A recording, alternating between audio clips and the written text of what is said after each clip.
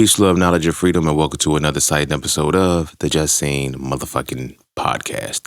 And today, as you've seen from the title, we getting back into the space of entrepreneurship, and we're going to be talking about EntrepreNEGUS, right? The reason why I want to have this episode is because I feel like I was going through previous episodes or whatever the case may be, and I was like, damn, I ain't done an EntrepreNEGUS in a minute anyway. But then on top of that, it was like, what is the next phase that I would want to talk about? Because I talked about branding, I talked about advertising, I talked about marketing, I talked about so much other shit tied to entrepreneurship. But it's like, I want to end that series on a high note. If I end the series, like this might be the end of the EntrepreNEGUS series right here, this episode. But I wanted to end it on a high note if I was going to end it, but then set it up to where it's like it can continue if need be, because I'm like, you know, when it comes to the entrepreneurship shit, like, what more can I say? Because you can talk all of the shit that you're going to talk, but at the end of the day, for each individual person, it's still experience. And so because it's still experience, it made me step back and say, okay, what is something that I have not included? You feel me? And each part of the journey that I was on, when I gained my lessons and shit, I created an episode and told what I learned, what I gathered from that, and, you know, put it out there while it was still fresh and shit. And it's like, I'm at a space now where I don't really have that. You know what I'm saying? And not in the sense that I can't give you no gems or no shit like that, but it's like I'm looking at it from what will be the next episodes anyway, because I looked at the last one, I think it was business model. The only thing would be like a business model too, where I show you the exact model that I use to structure my social media content. But it's like, that's too expensive. And when I say it's expensive, like, it costs me a lot. And this is why this episode transitioned to where it was, because it was like, I was considering doing another business model episode where I break down exactly how to use social media algorithms to always stay fresh, always stay relevant, always stay popping in the algorithm, how to reach massive people with small accounts, how to do, like, that's something that's been a theme of my life, like how to do big things with small things. Like, you feel what I'm saying? Like, with trading and investing, I learned how to do it with a very small account. With advertising and branding and shit like that, social media marketing, I learned how to do it with a relatively small account and still get massive numbers. And it was like, in that moment, I said, you know, I was like, yeah, I want to do that episode where I just tell everything, where I tell the start, I tell the finish, I tell all of that. And then mid-sentence, I caught myself and said, nah, that's too expensive, bro. That's too expensive. You can't just give that out for free. And I, like, in the conversation that I'm having with myself, I'm like, yeah, I can't just give that out for free. And when I used to talk to people about, you know what you got to pay to be an entrepreneur, the shit that you got to pay, motherfuckers be like, yeah, because, you know, you got to invest in those courses, you got to invest in the people and get the mentors and get all of that shit. All of that shit is fine, bro. But the true cost, which is the reason for this episode, the true cost of what you got to pay and why your prices are the way that they are, and why you sell the shit that you sell, and why you can't go back on your shit, is because of what you had to pay to get to the point that you're at. And that's what area I want to go down with this episode, because the money, I can make that back. The money I put into the courses, the time that I wasted in the course, like the most expensive part about this entrepreneurship journey was that it cost me time and relationships. And this is a side of entrepreneurship that I don't think we talk about enough. And I'm not going to say we don't talk about it enough. I haven't heard many people talk about the backside of entrepreneurship. A lot of people keep that shit close. Like, I'm willing to give that part out for free. I'm not going to lie about that. Like, what I actually had to pay to be an entrepreneur, what I had to actually pay to get to this point that I'm at right now, is far more than it was worth. And I'm not saying that the shit wasn't worth it, but I'm saying because I paid far more than it was worth, that's why it's so much more valuable.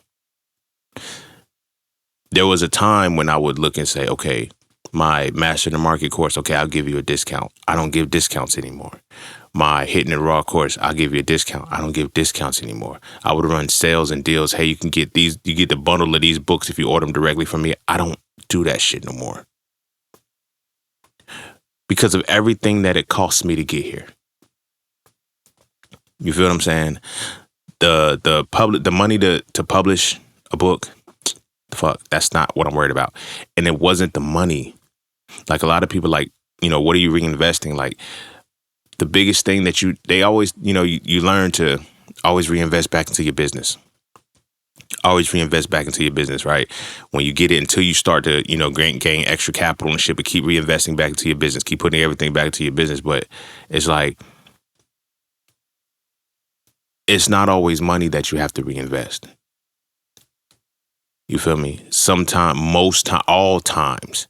Sometimes money is the sometimes, but all times you're reinvesting and you're constantly investing time and relationships. And I want to have this episode, and I think this is this is why I'm saying like this is going to be the end of the EntrepreNEGUS series, but it can also be a continuation depending on how this episode goes and depending on how I feel. Because I can give you all of the science, I can give you all of the information, I can give you all of the insight, that I gained from, learning how to work in the algorithm, learning how an ad platform works, learning how to do campaigns. I could tell you all that shit all day long, but I can't tell you that hard part that makes you want to quit. The hard part that nobody can tell you how to endure, because nobody can tell you how long it's going to take, and nobody can tell you how your relationships are going to change. You feel me? I can only tell you that it's going to take some time and that your relationships are going to change. You feel what I'm saying? And you have to be willing to adapt, adjust, and constantly evolve through that. And that's what it costs. This shit ain't cheap. This shit ain't cheap at all. It costs a lot. And when I consider the time from when I started to where I am right now, I paid a lot. From a times perspective as a whole, it being from 2016, this is 2026, so it'll officially be 10 years.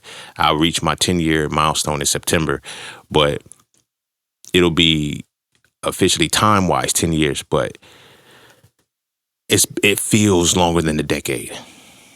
It feels so much longer than a decade because of the time that I had to invest, the time that I had to put in. I put in well over 10,000. I put in my 10,000 hours well ahead of time and still kept putting in more. But it's like, I can't get any of that time back. And in addition to that, the time that it was taking was changing relationships as I was changing and developing the relationship within myself, because that's the first relationship that, ultimately gets fucked up. But I already feel myself slipping down into the episode, and I don't want to get too deep into it without, doing my due diligence. So before we dive heavy into that, be sure to follow me on Instagram at SeenTheGriot. Be sure to check out my website at IamJustSeen.com to get all things that are just seen.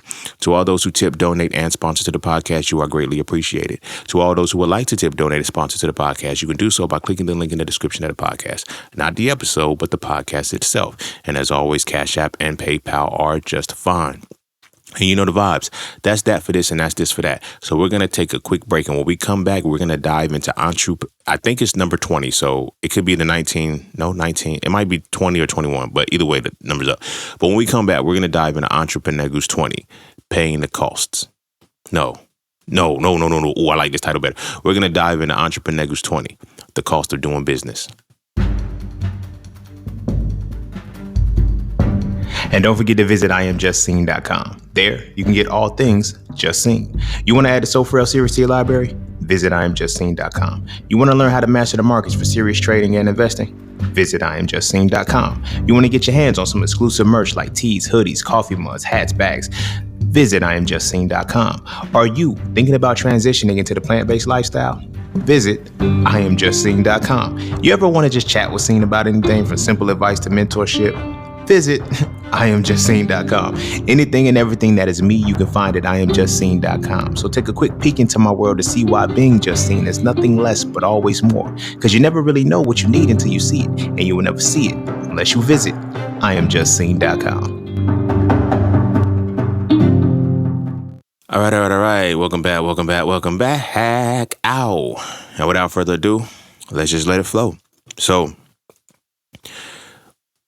this is something that I wish I would have known when I first started.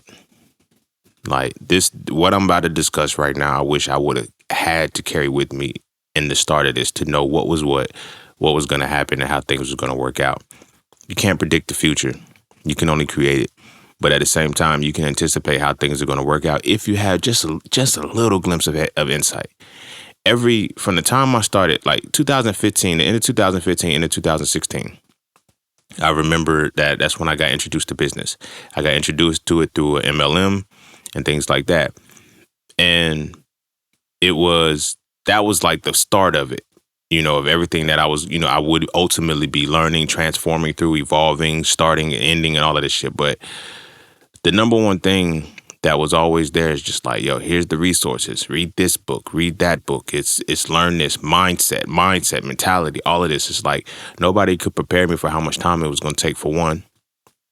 They could just keep saying, yo, it's just a part of the journey. Like, you just got to keep pushing through. Nobody tells you the importance of the time and what it actually means to put the time in.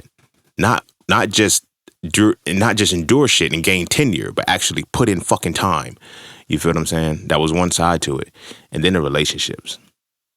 That would ultimately be affected and severely impacted along the way.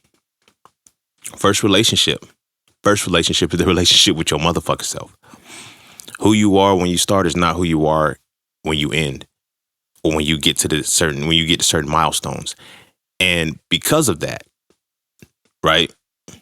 Because of that, you're always on an ongoing change. So any relationships that you try to connect with, and this is not just romantic, this is, platonic as well. This is relationships as a whole, because your relationship with yourself has to first change. You feel me? I tell my stories and I talk about how when I first started entrepreneurship, I was just a hustler. I didn't know shit about systems. I didn't know shit about nothing. I was just, get this money. Get this money. Keep hustling. Get this money. Keep grinding. Keep hustling. Get this money. And that was a sign for the first little aspect of what it was. Because I talk shit sometimes about the MLM or the VLM that I was in for let me see, because it was like March when I actually committed to it, or January maybe, but it was like by March I was done. And then I took some time in June. I took some time away. Then I came back in June and told him that I walked away from it. So when I told him that I walked away from it, it's like, now this is where relationships are starting, because now it's like I'm talking to people who they're kind of setting the tone as to what's going to happen. I'm oblivious to it, because my I ain't gonna say naivety, but my childlike wonder that I've always had, that I keep, it made me feel like, if I do this, everybody will see the vision. You know what I'm saying? It's like nobody will, because they fuck with me, they'll fuck with me. That's what I thought. People fuck with you for how they know you. And I started walking into a space where I'm literally going from a person who was, on path to be a doctor, a physician, to where now I'm saying fuck it all because it's bullshit. And I'm walking into some shit that it's like, this is a VLM, and I'm learning it, but a lot of people are like, that's not a good idea for you. I don't think you should do that. I'm like, why? My biggest thing, and this was the first dynamic shift in my relationships, and it just so happened that it was my familial. You know what I'm saying? And that hit the hardest, because once I realized, like, they didn't know the backside of it. And when I tried to explain it, they didn't want to listen to it. I'm the youngest, right? First, let me give a quick backstory. My family is all I got in this moment that I'm talking about. And they've been all I had all my life. So when I say family, if you ever hear me say family, like close, when I say close family or some shit like that, I'm always only talking about my mom, my brother, and my sister. Like, literally, that's all I knew all my life. Now, I got some cousins that grew up in that space because when I was 4 months old, we moved to California. Like, we moved to California. My dad was already doing what he was doing. He was gone, or whatever the case may be. I never knew my dad. It was always just me, my mom, my brother, and my sister. So that's been my hub. Those have been the relationships that I've always had. And I'm the youngest. I'm the baby. Out of those 4 people, I'm the baby. You feel what I'm saying? And it's like, they can always see you, but they can't see you for real. You know what I'm saying?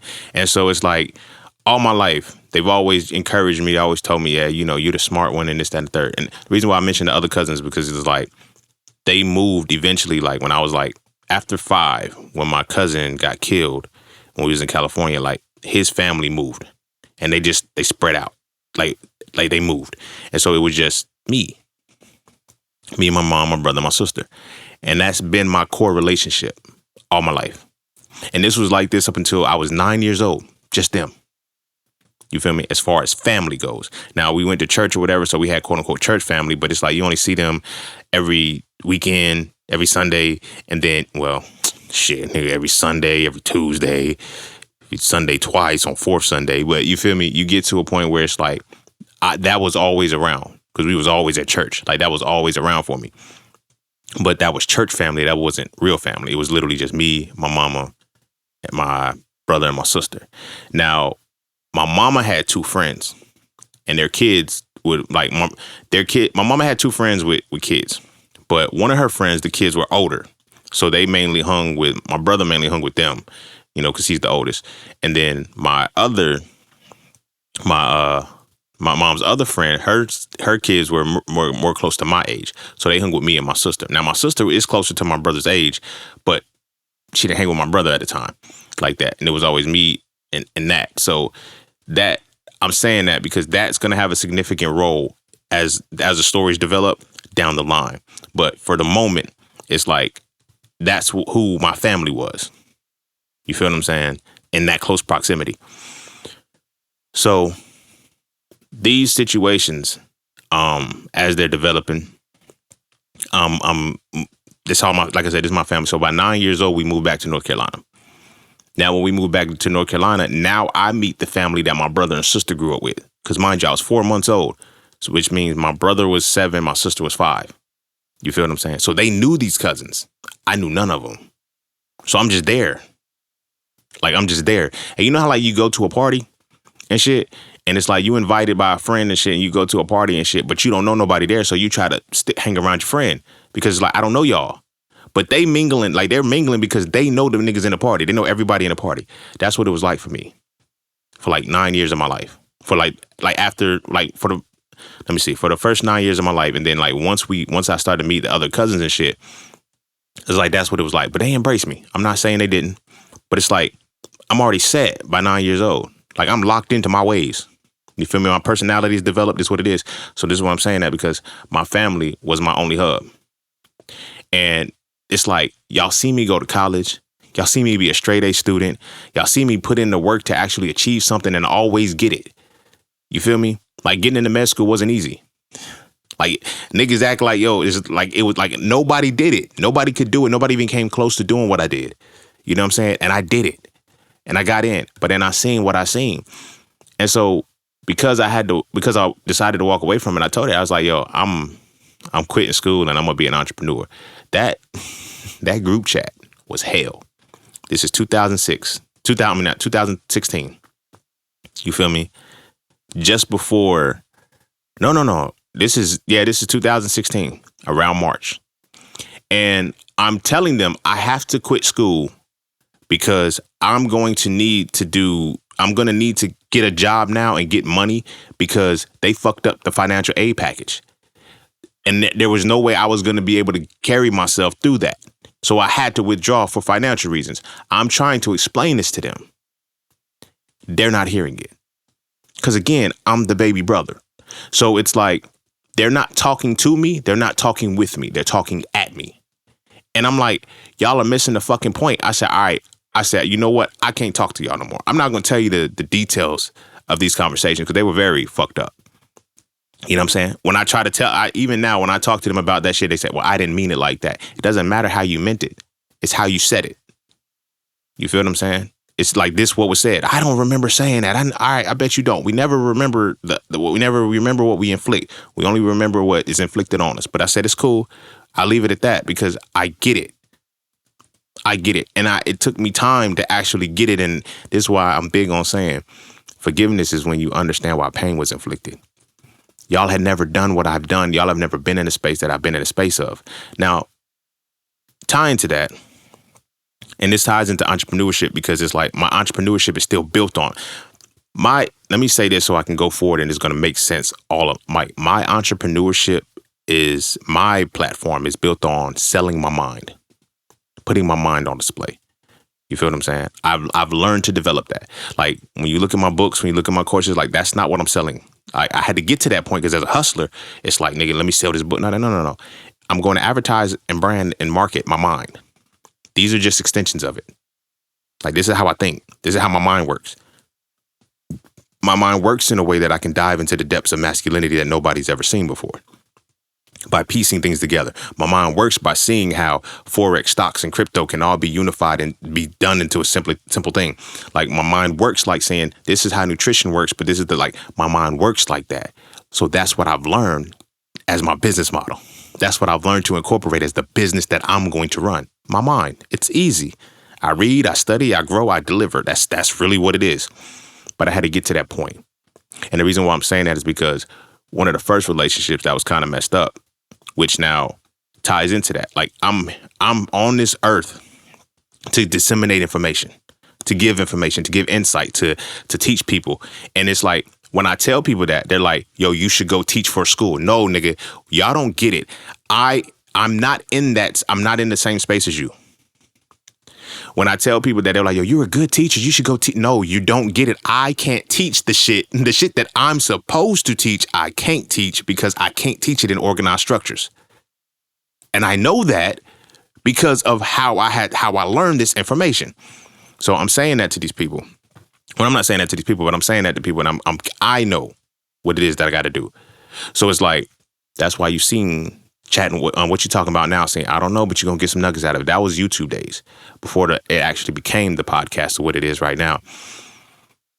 So the first relationship, and this is going into entrepreneurship. So 2016 was when I actually said, I had that conversation with my hub.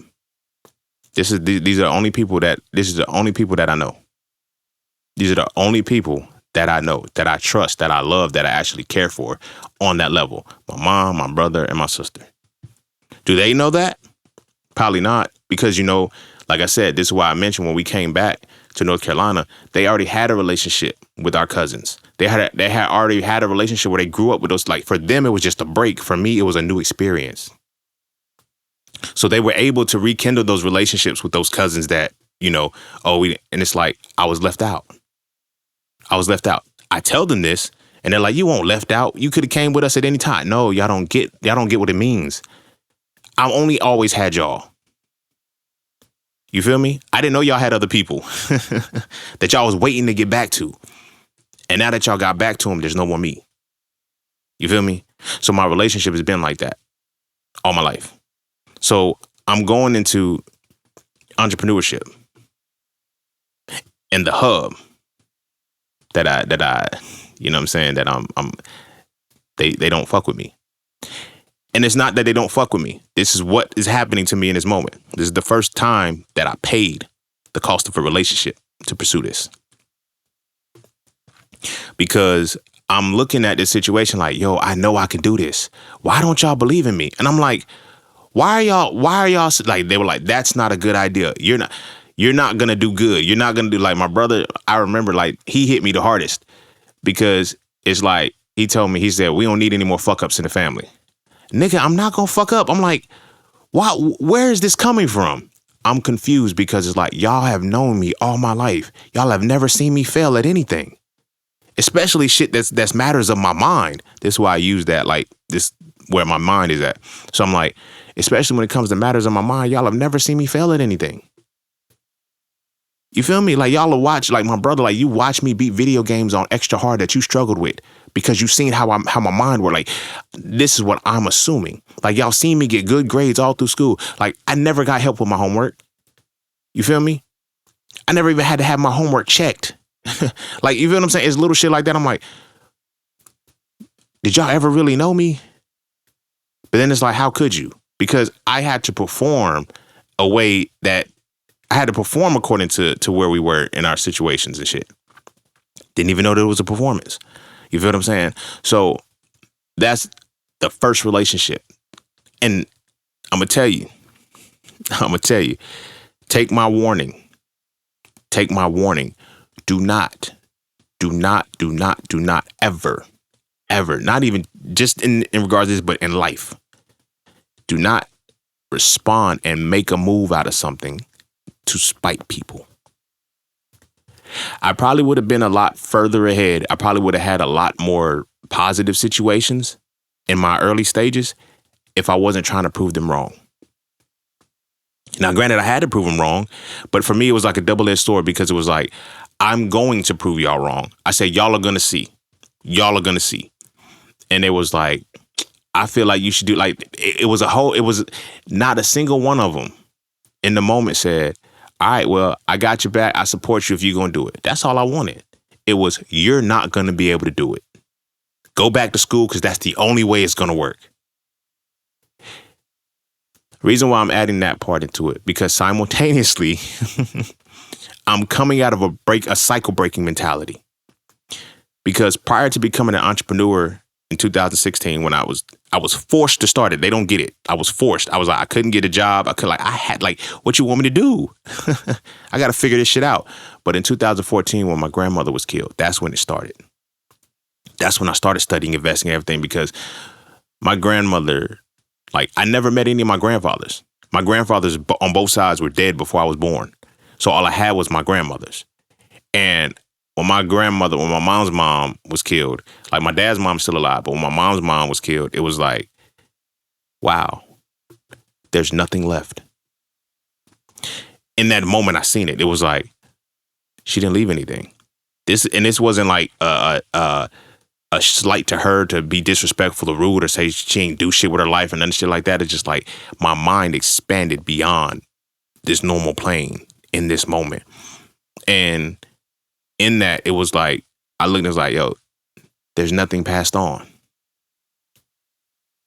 There's nothing passed on for us to multiply. There's nothing passed on for us to continue. There's nothing passed on for us to grow. She's just gone. I said, that's crazy. But in that same time, this is when I'm getting to the relationship. All of this shit is gonna tie in. But in that time, because at that time when she was killed, I was in med school. The day I'm taking my final, I find out she was in the hospital. Couldn't even pass it. Now, because of bullshit at the first semester, I didn't have my second semester in the cut no more to redo. You feel me? So I failed my final. I missed about 3% and shit. But in this time, I'm actually studying because I'm living on an island with people and I'm getting real culture. I'm getting real history. I'm getting all of this shit. Then I started learning about Hidden Colors. I started learning about, Dr. Sabi. I started learning about Dr. Phil Valentine, Dr. Delbert Blair, motherfucking Sonetta Studios. That's all of that was coming to me at that moment, like an influx. And then that's when I was eating natural fruits, natural foods and shit. And I was my energy tapped in a different way. So from there, I decided, okay, bet I need to do something different. So I didn't I had to end up burying my grandma. Forgive me. But I ended up when we buried my grandma after I finally made it back. And it's like, when I got back, it was like, yo, there's nothing here. There's nothing being left for anybody. Except faith. And it's crazy because it's like, I was already in a space where I was learning about religion. Prior to that, I had already studied the Bible for 7 years. From 18 to 25, I was studying the Bible. Well, no, because I stopped at 24. Because that's midway, that's when I was like, yo, this ain't real. Oh, shit. And then I came to the first relationship that was destroyed. Now, this was pre-entrepreneurship, but it's like the icing was on the cake because I'm coming to the person that I thought was the highest intellect. I always came to her for advice. And when I'm coming to her about, yo, this religion is not real. This is not real. They played with us. And it was just like, no, you're wrong. I'm not. But our relationship started getting rocky there because it was like, I've been where you've been. I'm telling you, I'm not going to come back. Y'all don't get it. I'm not just angry. It just so aligned that this is what happened when it came to, my grandma and shit. But I was like, I'm not just mad. I'm not just upset. I'm not just angry. Nigga, I really can't go back to this. Because I understand it. That's why I'm like, Do y'all really understand it, or do y'all just believe it? This is how I learned that there's 4 levels to the mind. Like, all of this shit is developing, but it's molding me into the entrepreneur that I'm supposed to be simultaneously. But I got to tell the story, because a lot of people don't understand what this shit really takes. I haven't even gotten into the actual start of this shit yet. You feel me? So that's the first relationship that I have. You feel me? That's starting to be, now my brother, he's never really been religious, but we had a argument one time about something about the Illuminati. And it was like, he was talking about how black people was, Chris Brown or somebody was doing something. He had pyramids. Somebody said, it's that Illuminati shit. And I got mad because that was when I had first woke up. Everybody know you're angry when you first wake up. So it's like, y'all niggas always trying to call our shit evil and demonic. I'm past that now. I'm past that phase now. But at the time, that's what it was. So me and my brother got into a heated argument. And again, it's like, I'm telling them this shit. And it's like, y'all are thinking I'm angry. And I was angry. But I'm like, I'm not. I understand this shit. And I realized that they played us, bro. Like, they played us. So as we going back and forth, like, niggas be like, yo, how you so versed with this shit? Because, nigga, I know it. Y'all think I just woke up and got mad. And it's like, again, y'all know me, nigga. Y'all know me. Now, my sister, on the other hand, she's good at keeping the peace with everybody. She's good at being amicable with everybody. So you feel what I'm saying? Mind you, I leave med school. This is when I left med school and shit, but I'm coming in terms with it, and I go plant-based. And that's when I go plant-based. So my sister, on the other hand, she, like I said, she knows how to just maneuver to everybody.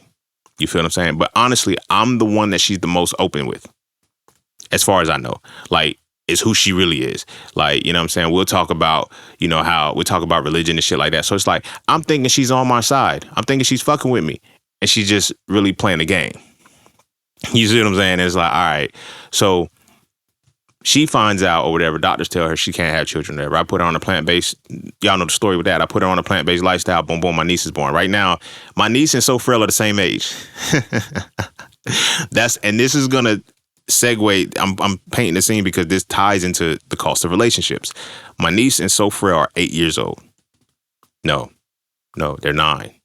They're the same age, because she was born and then Sophia was published right after that. Sophia was published right after that, because she's 5 days. They're 5 days apart.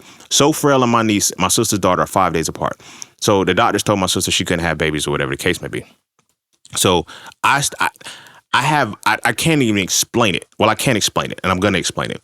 I got to stop saying I can't explain it, because a lot of times we do that shit, and because we say we can't explain it, it'll carry us like we don't.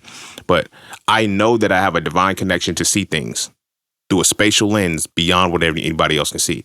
So when I learned the alkaline nutrition, I didn't just regurgitate what I said and put it together. No, I can study fast. I learn fast, and I can see through shit. So I put it together, put a system on, and like within that moment, my sister's body realigned and she got pregnant. And doctor said she couldn't get pregnant. Now, this is where the battle is coming in, because it's like, the family's like, yep, see, prayer works. And I'm like, it's not because she prayed. It's not because she prayed. It's because her little brother put something together that reinvigorated her body. And it's like, I was telling her, it was like, no, that wasn't you. That won't number God. It was like, no, this is cause and effect, but this is cause and effect, bro. Like, I did this and this happened. She had been praying for a long time and nothing was happening. I get that. And then it's like, well, because you were what she was praying. I said, do y'all see how y'all sound? Do y'all see how y'all sound? It just wasn't her time yet, and you had to go. I said, you feel me? I had another conversation that was similar to that, where a motherfucker told my mama and me, like, she told my mama to her face, she was like, no, she told me while my mama was in, and I'm like, you're not gonna stop this? Cause this is your peoples. Now I can't spaz on them, but these are your peoples. So she was like, you got hit by a car when you were 17 months old because God had to show your mama that he was real. I said, do you hear this? Do you hear this? This is the shit you want me to come back to, my nigga? This is the shit that you want me to come back to. Quick pen. The final straw for me when it came to religion was I was applying for the religion and entrepreneurship and job force and all of that shit. I realized what it was. I was applying for this job, right? And it was a white manager, Caucasian manager and shit. He was doing the interview. And so I'm in there answering all the questions. He said, and this, I promise y'all, this is what this nigga said to me, bro. He said, I have a favorite Bible verse in Ephesians. And it says, now he's a white man looking me dead in my soul, telling me this. And he said, it's Ephesians something. But he said, slaves, honor your masters as if you would Jesus Christ. He looked at me and said, how do you feel about that? I don't remember my response. I don't remember. I didn't do anything to that man, but I don't remember that response. I don't remember. I blanked out. I blanked out because I was like, I'm really done with this shit. That was like the icing on the cake. I said, even if there was any kind of semblance that I was coming back, it was like, no, nigga, this was used. This is how this was used on us. I said, When I went home and I was talking to my mom about the interview, I said, you know what he said? He had a nerve to quote a Bible verse and said that Ephesians something. And I was like, slaves on it. She was like, he really said that? And I'm looking like, you worried about what he said, not the fact. I'm like, I started to realize my relationship will never be the same with you again. Because it can't. Because I understand something that you still believe in. And I have no ill will, no bad blood, none of that shit. This is why, if I'm not mistaken, I just said in one of the recent episodes, I was like, yo, I don't have a relationship with them anymore. Will I communicate with them? We don't relate. We don't relate. So fast forward. Now, mind you, I put the pin in the conversation with my sister, my mama, and all of them. So now fast forward to that moment again. Now we're back in that moment where it's, you know what? You're making a mistake. I don't think you should do this. I don't like the relationships are already on threads, my nigga. The relationships are already on threads and y'all didn't know it. And it's not a bad thing. It's not like it is. It's like, all right, you know what? I'm going to prove y'all wrong. I'm going to show y'all. So this is what it was. I was in Philly at the time. So my mom said, so are you coming back home? I said, no, I'm not. I'm going to make you here. I stayed in Philly for 3 years. I had only been in Philly from, August of 2015. Up until that point when I left, I was only in Philly for like 6 months. If that, because August, September, October, November, December, January, February, May, March. Yeah, for 7 months, because March is when I had to, you know what I'm saying? But I had only been there for 7 months. 7. And I ended up staying for 3 years. In that time, I started working valet. I became an account manager. I ran like 4 sites, bro. And my mom would periodically call me and she'd be like, I just wanted to check on you, hear your voice or whatever the case. I'm like, yeah, I'm good. It's, it wasn't really nothing to say. It wasn't really anything to say because a part of me was like, I got to show y'all that I'm not going to fail. And I wasn't failing. I didn't do anything. You feel me? And so I'm like, all right, bet. So now, tying it back. Let's go back to the. Now I was there for 3 years in Philly because that's where the foundation was. That's the foundation was built and it was started. But I was there for 3 years in Philly.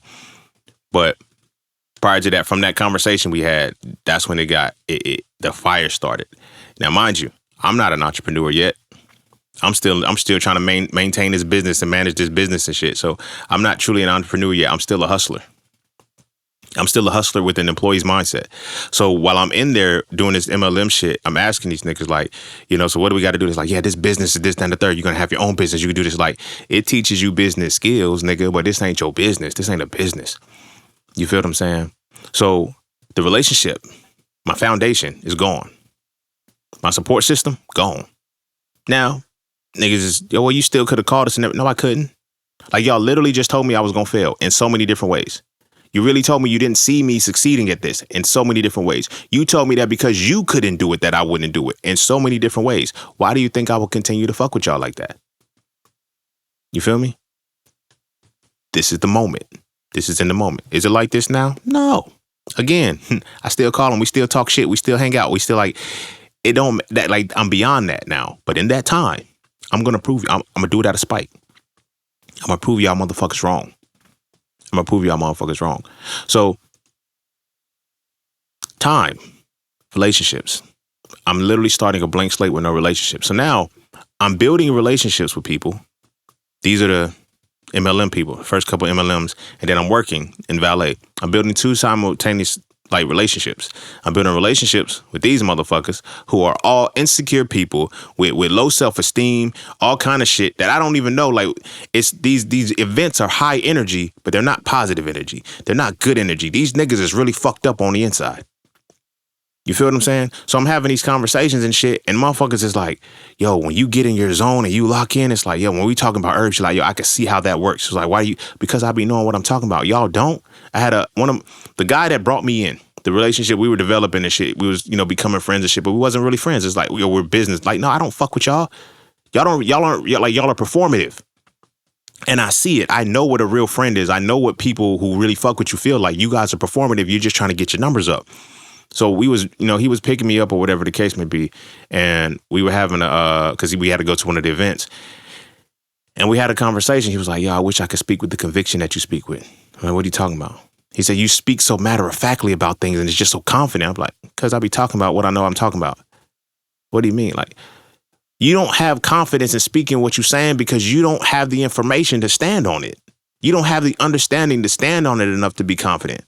You feel me? I was on YouTube and this Ford commercial came on and the motherfucker's like, confidence isn't earned, it's achieved. Like, I'm not this confident in the shit that I do because I'm and that's why people think I'm arrogant, because they don't realize how much I've achieved to give me this confidence. You feel what I'm saying? They don't think I'm supposed to be here. You feel me?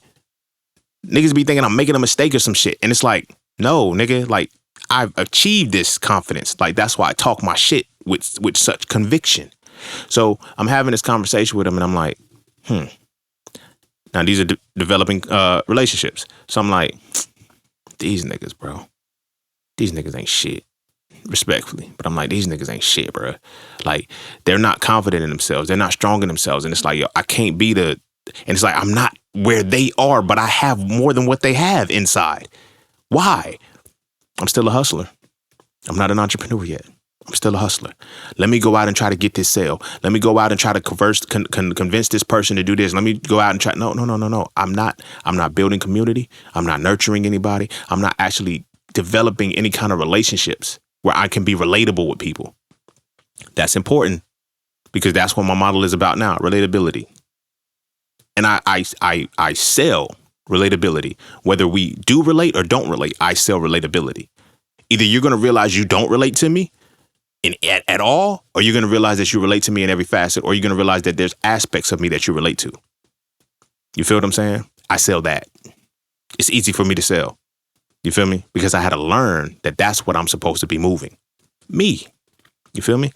And I'm getting into that because these are the parts of the development. So, like I said, the relationships that you develop, and one of the biggest relationships is first with yourself. Excuse me. Because you start to see a change. So in the shit with, my parent, with my hub, my mom, my brother, and my sister, just like, I'm gonna prove y'all niggas wrong. I write my first book, get it published. Cause now there's another relationship being developed. My homeboy Will. You feel what I'm saying? Like, a lot of times when I'm talking about people, I don't mention their names. I mention Will's name because Will was significant in where I am right now. Because when we talked, he was like, yo, bro, you don't need to be doing the MLM. You need to understand what it is to be an entrepreneur.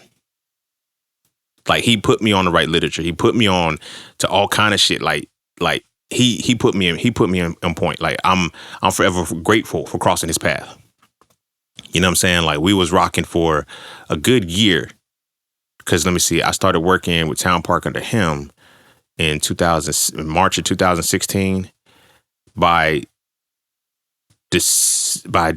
I say January 2017, that's when I had got moved to a different hotel. So, because I had got my promotions and shit, you feel me, did my training. I was just going. So now, this is when it's starting, because it's like, he's giving me game and he's giving me gems and shit. And it's like the relationship that we built is like, yo, bro, you need to just have more confidence in yourself. He's like, bro, he said, bro, you know exactly what the fuck you're doing with everything that you do. He said, why you doubt yourself so much? I didn't realize where that was coming from. That was the attachment I had with, I have to prove my hub wrong because they said I couldn't do it. This was a real subtle thing that the seed was there. Cause like, nigga, that's all I had. But then as I'm building new relationships, and it's like me and Will, we we trading information, trading war stories. Nah, but we trading information. He's helping me become sharper as an entrepreneur. I'm helping him become sharper with plant-based nutrition. I wasn't just the motherfucker, yo, go vegan or whatever the case may be, blah, blah, blah. I was giving him game. He's like, yo, why does this work? And I would tell him why it worked. And then he would go look it up and say, yo, I know, nigga, I don't just be pulling shit out of my ass. Like, I'm not that nigga, bro. We had went to this entrepreneurship event and I had met this shorty or whatever. And it's like, I told her that, I'm making a multivitamin or whatever. I told her what it was in. She said, you can't use that because it's not. I'm like, respectfully. I'm like, bitch, you don't even fucking know me. I ain't say that to her, but in my head is one thing. Bitch, you don't even fucking know me. Like, what the fuck is you talking about? Don't put that in there because it's not alkaline. You don't even know why the fuck I put it in there to make it. Because our bodies are not supposed to be 100% alkaline. They walk a fine line at about 7.4 to 7.6 on the pH scale. So it's not exactly neutral. So you have to keep that swing, that pendulum right in order to absorb all of the motherfucking minerals. I'm cold with this shit. You feel me? Because all minerals don't absorb at the same pH. This is why you can't have all alkalinity. But I ain't say that because I'm like, what the fuck is you talking about? Me and my homeboy Will, he said, yo, bro. He said, you telling her about herbs and she just tell you what not to put in there. Don't even know what the fuck she got going on or what you got going on. I'm like, yeah, see, that's how people do. When they start to see what you know, they try to, I'm like, yeah, I'm telling y'all, and I mean this with the absolute most modesty, y'all can't fuck with me on this shit. This is why I sell my mind. This is why my mind has become my hub, because y'all can't fuck with me with this shit. I'm Professor X, and my nigga, I'm Professor X with this shit. So much so, when I was 12 years old, my hub, my brother, my sister, now the cousins and everything, they expanded a little bit more, and I started spending more time with them. So by like 12 years old, they was literally calling me professor. You have to be around us to know. It's like they don't call me Ray Ray. Even though that was my childhood nickname, they call me Professor. Like, they were like, yo, you got to ask Professor for that. Like, nigga, it's been there all my life. I had to find it. I had to tap into it to know that, as the book says, your gifts will make room for you. You got to know what your gifts are. You feel me? So I know that my gift is using my mind in ways that a lot of people can't. But it came from having to break down certain barriers. So, shorty, we had this event and she telling all this shit, and it's like, yo, he was like, she don't even know how you, he said, man, I bet you she don't even know half the shit that you know. And in that, at the time, I think at this event, I had just wrote Hitting It Raw. So Will is introducing me to people or whatever that he already not, nigga, I ain't never been to an entrepreneurship event. I'm a hustler, baby. I'm a hustler, baby. So at the time, Hitting It Raw had just came out. And so Hitting It Raw was, I put Will, he was like, yo, bro, he said, yo, y'all gotta meet this dude, bro. He's like, I don't know how he do it, but he said the way he broke down Hitting It Raw, he said Hitting It Raw, his ebook is like, I don't know how he compiles so much information in such little, and it's like, it's quick, it's efficient, and it gives you everything. They was like, yeah, he's like, everything, bro. He said he tells you the 5 food groups. He tells you the importance of what your body, he said he trimmed off all of the bullshit that you ain't gonna need, showed you exactly what your body needs, how to put it together, he said, yo, the shit raw. He said, no pun intended. So they was like, Hitting It Raw. It's like, yeah, plant-based lifestyle, blah, blah, blah, blah, blah. So mind you, this is 2017. So Frail is on its own, doing this thing. Now, all of this shit is going to make sense. It's still going into relationships. So Frail is done 2016. Hitting It Raw is 2017. So this is published, Hitting It Raw is published about November of 2017 or September 2017. One of those. I kept those months the same for that reason. But so by then it had to be about December-ish, because that's, no, it was after September, because I know I had just got promoted to assistant account manager. Yeah. Well, associate manager, whatever the case may be. But that was it. So I'm building this relationship, building these entrepreneurship relationships with my homeboy Will. Now, when I go to another site, I don't know how it just worked out, but all my homies, I don't want to call them little homies because they're not little niggas and shit. They were just younger than me. But all my little homies and shit was into entrepreneurship and business and hustling and getting this paper and shit. So one of my homies put me on the crypto, talking about Bitcoin, and you know what I'm saying? So then it's like, I put him on to, Hitting It Raw. Like, we went to Trader Joe's one day and I showed him how to, shop and get his food and everything. He was like, every time he asked me a question, he was like, yo, that makes so much fucking sense. He said, yo, the clarity that you got, I'm learning. This is me. You dig what I'm saying? This is fucking me. And if I don't be me, I'm not going to open these doors. But I have to figure out the best way to be me. So now my relationship with myself is changing a lot more because I'm going from the person who's just in giving the information to embodying the information and letting you see it, what it is. So my homie, my other young homie, his name Chris, he put me on. He was like, Chris put me on to courses and crypto and shit. And then I have another homie, they kind of put me on one-to-one because they was both into it. And I was like, how y'all little niggas find this shit? Because it's like, my thing is like this. Y'all are younger than me. I think at the time I was like, when I went over there, I think they had to be like 2021 or something like that. And I was like 26, 27. So I'm like, yo, how y'all little niggas find this shit before? And at that point, it didn't even matter. Because that's when you always hear me say, I got a podcast episode on this one about child experience and adult. That's why I at that moment I start breaking the barrier of, oh, just because you're younger than me, you don't like, nah, nigga, you see something fresher with fresher eyes that I have not experienced yet. Teach me, homie. And when they put me onto the game, I learned that. And then I started studying, Forex and shit. So the pen with Forex came because I was already studying investing and trading and shit. But I had when I was in the MLM before I left it, I had did a session where the guy was talking about Forex. Never heard of it before. He was like, yo, I want to get into Forex. I was like, let me see about Forex and see what it is. Because I always say, it's not what you walk away from, it's what you walk away with. You feel me? Shout out to Doin. So I know I'm jumping all over the place because I'm talking about how the relationships were built. So I'm simultaneously building these relationships with these guys that I'm working with, but they're also entrepreneurs. They also have the entrepreneur the entrepreneur mind. You feel me? The account manager that hired me, he was a fucking entrepreneur and he was into Forex first and shit. Like, it was a lot of things, a lot of moving pieces that were like, as I'm shedding the old me, you feel me? The person who followed religion, the person who did all of this shit. And it's like, as I'm shedding these things, I'm transforming at the same time into a newer person. Now, the people that know me as that old version. That's the only version. They keep thinking that I am that same version.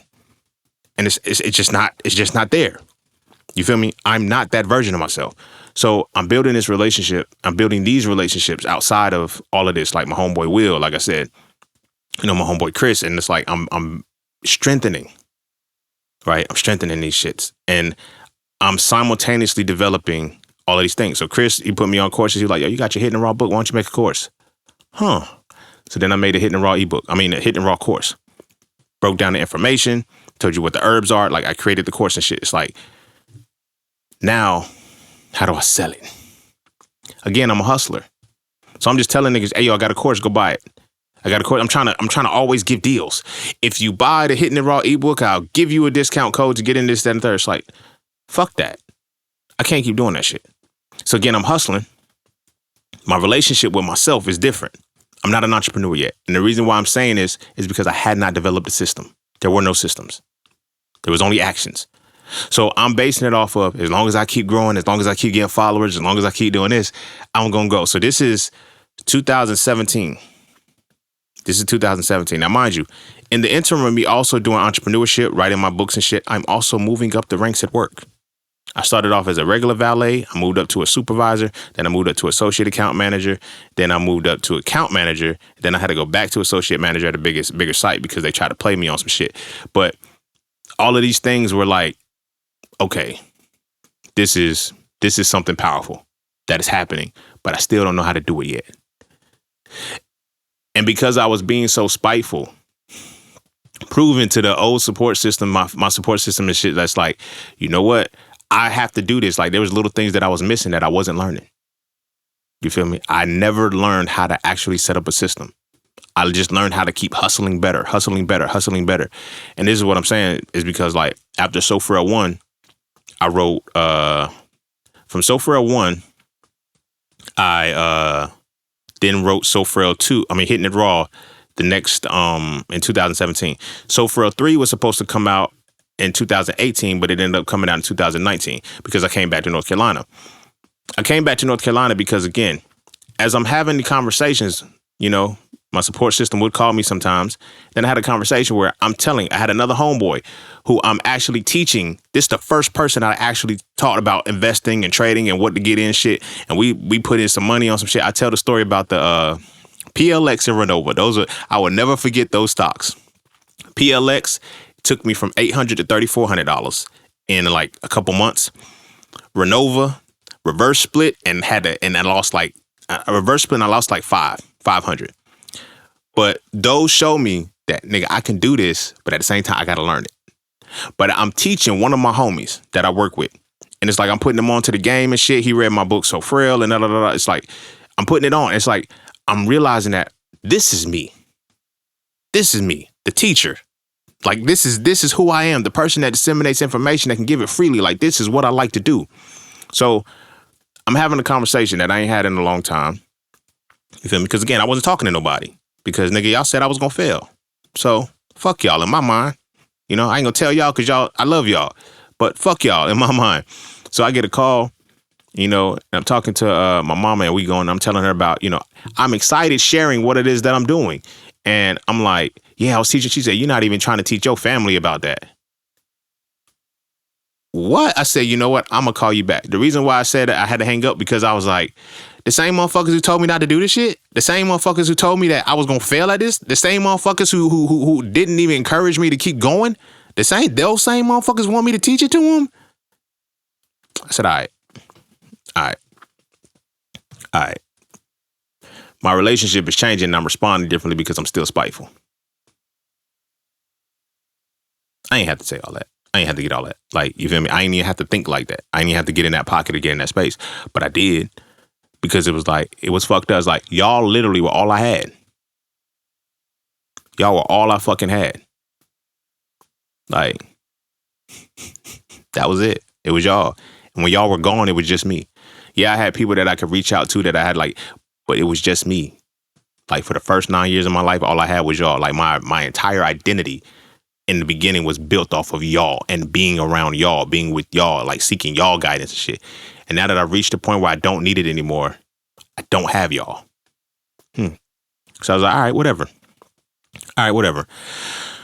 So time goes on and I'm building, I'm learning. So I ended up create the Hitting the Raw course. I got the Hitting the Raw ebook. Still ain't got no systems. Now I'm developing as an entrepreneur. Oh, quick backtrack. Because in 2016 was when I walked away from the VLM to MLM. So my homeboy Will was putting me on. This was long before we even had that entrepreneur event. So he put me on to this, and put me on to these books, The Millionaire Fast Lane, The One Thing, Power of Habit. Like he really showed me that you got to get your mindset right before this. And I started to say, oh shit, you right, nigga. This ain't just a hustle. Like I grew up watching niggas sell crack. You feel me? So it's like, nigga, this ain't that. This ain't that, nigga. Crack sells itself, my nigga, because they're already addicted. This ain't that. You got to get to a point where you can create the addiction. You feel me? You can create the addiction. So I'm putting that time in to actually gain this information, studying. Like we had and not necessarily book clubs, but we had yo, bro, I just read over this, bro. Boom, boom, boom. He's like, yeah, because this, and that. He started putting me on game, getting my mindset right. So I eventually say, you know what? I got to walk away from that VLM because it was taking too much from me. You feel me? Now, again, relationships. These relationships are now burned. Like the VLM, I can't go back to that. I won't go back to that. I have no desire to. But it's like, it shows how relationships, if you really have a relationship with people. Because as I'm meeting with a guy that tried to bring me in, he was like, bro, he's like, you're not coming back, are you? I said, what gave it away? He said, look, you look less stressed. You look calm. You look relaxed. It's like, you didn't have that look on you when you was, I said, I know. I said, you're right. I'm not coming back because I've done something different. I said, I appreciate what you guys, poured into me, but it's like, I'm not coming back. So they was like, all right, well, don't come back. When you just know that when we take off, you'll be back or whatever the case may be. I bet you I won't. Fast forward, like I say about 4 years ago, one of them DM'd me on Facebook Messenger and was like, hey, we're expanding. You want to come back? Oh, you niggas can't crawl into me. Not the other way around. Because I realized what was happening. They had seen my social media presence developing and realized how much power I had. And another thing that I was paying attention to, a lot of people look like, yo, you only got 7,500 followers and shit. But How is your reach so massive? Because the people you follow me. You feel me? The people that create these meme pages and shit, like, they steal my shit. And I post and I have so many quotes and quotables and shit, and it's just so fluid from me. I don't even remember what a motherfucker stole. Like, my homegirl, well, she ain't really my homegirl, but she my home follower because she been on my page. We've been friends, Instagram travelers and shit for like since 2017. So I had this post from 2017 that said, never complain about never complain about too much to eat or too much food or something when the goal was to eat or some shit like that. That is a meme circulating around on one of the big pages and shit. Like, you niggas steal my shit. And I know you steal my shit, but it's okay. I don't care about that because my purpose is to get my shit out. You feel what I'm saying? It's going to gravitate and bring the right people back. But I said that because that opened up the realm of why they asked me to come back. I said, fuck yeah, y'all ain't taking my audience. But then again, I had to learn that shit. I had to learn about audiences. I had to learn about all of these different things. And it took time to get those. You feel me? But it also took relationships. Because like I said, when I severed that relationship from the VLM and shit, stopped fucking with them, all of the people that we're friends or whatever case may be, they ain't check up on me. We had Facebook. They booted me out the group and shit. I'm like, damn. So we wasn't friends. Okay, nigga. It is what it is. So time goes on. I'm back. Like I said, I'm back moving. And I write my first book. So my homeboy Will is like, yo, bro, you got too much information, bro. He said, you could write a book right now, turn that shit to an ebook, sell it for $1.99 and make all the money you gonna want. He said, you got the information. I said, all right. So this is when things run concurrent. Because at this time, this is the first relationship, quote unquote, that's different from, okay, so Will is an entrepreneurship relationship, but I'm talking about a life relationship. Like, I found, like, I was meeting women that, man, I met a lot of women in this time. None of them worked. None of them worked simultaneously because of me. I'll own that. Excuse me. But a lot of them didn't work because of me, but a lot of them didn't work because they weren't supposed to. Because I literally was not even in the space that I was supposed to complete yet to be in a relationship. Like, you feel what I'm saying? But I didn't know that. You don't know what you don't know as you're developing. So I had to keep this in mind. So it was like this first relationship came about, first two relationships, but the first one came about as a result of, one, me being celibate, two, the pro-black boom. And I'm a real pro-black motherfucker, bro. Like, I really love my people. I really talk about my people and nation building and all this shit. So I'm big on it. A lot of people like the idea about it. I'm really a sapiosexual. I'm a sapiophile. Motherfuckers are sapiosexuals. I like smart people. I love smart people. Some people like fucking smart people. And because we kept using the word sapiosexual, I was getting confused. You feel what I'm saying? I was getting confused. So now I had to step it back because I'm like, yo, I'm celibate. I'm practicing celibacy because I'm doing my entrepreneurship in this. So this first person is like, yeah, we vibing and shit. And it's like, you know, peace king, all this shit, shoot the DMs and shit. Like, it's you know how it went. You feel me? So we vibing and shit. And it's like, dope soul, beautiful soul and shit. But it's like, when we first meet, it's like, I'm celibate, bro. I'm not fucking. Well, I know I'm a beautiful woman. I know you are too. That's why I fuck with you, but I'm not fucking you. Like, I'm a celibate man. And you see, like, So Frail got him. When motherfuckers was reading So Frail, it opened the pussy portal, bro.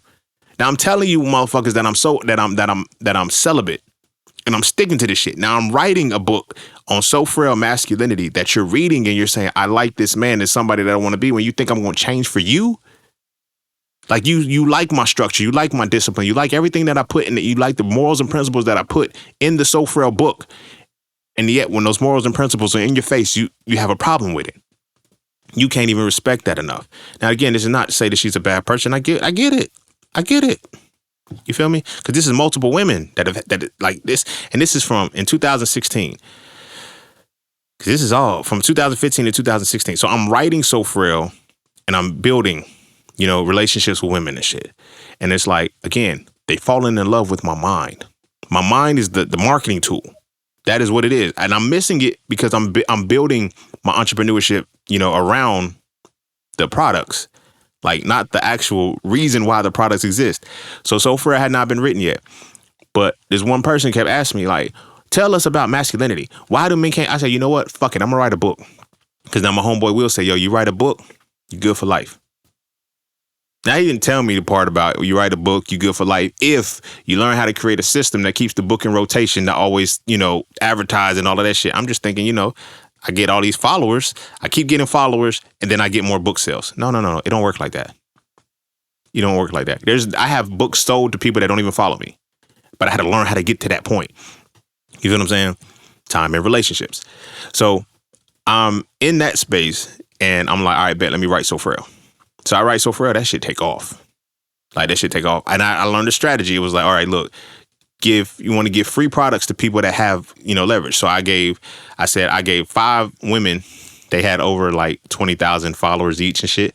So I gave 5 women and shit my ebook free. I said, I want to send you this ebook so you can read it. If you fuck with it, send it to your people, whatever it is, and it, put it on your page. If not, cool, no harm, no foul. You got a free book.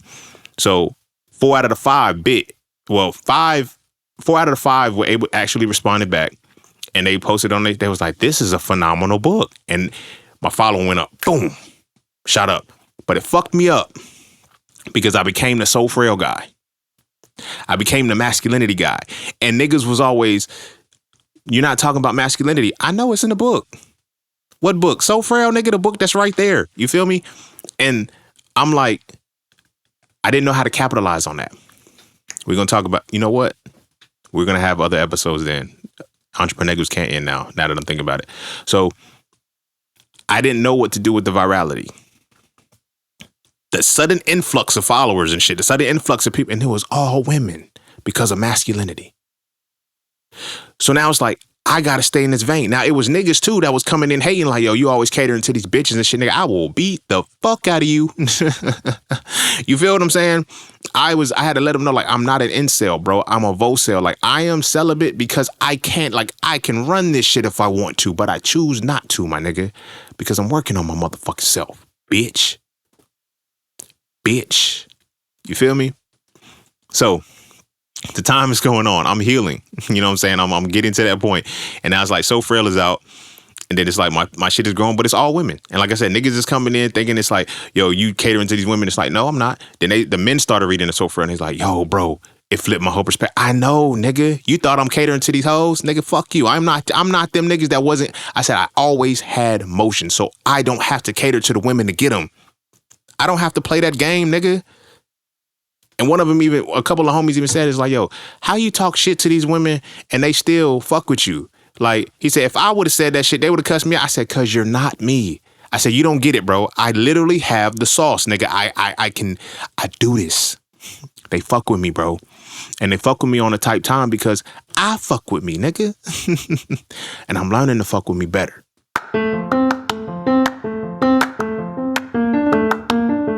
All you keep hearing is get into the markets. But do you trade or do you invest? Should you do stocks, Forex, crypto, or NFTs? My personal answer is not a single one if you don't know how to read a chart. Without knowing how to read a chart, you end up giving all your money to those who do. Do you know what a candle is? Do you know the pocket of activity? Do you know the difference between market direction and market control? If you answer no at least once, you might want to learn how to read a chart first. Learning how to read a chart will let you know if you should trade or invest and if you should do stocks, Forex, crypto, and or NFTs. It will also let you know if this is even for you or not. So visit IamJustSeen.com to learn how to read charts with my Master in the Market course, ebooks, and webinars today. The world is changing.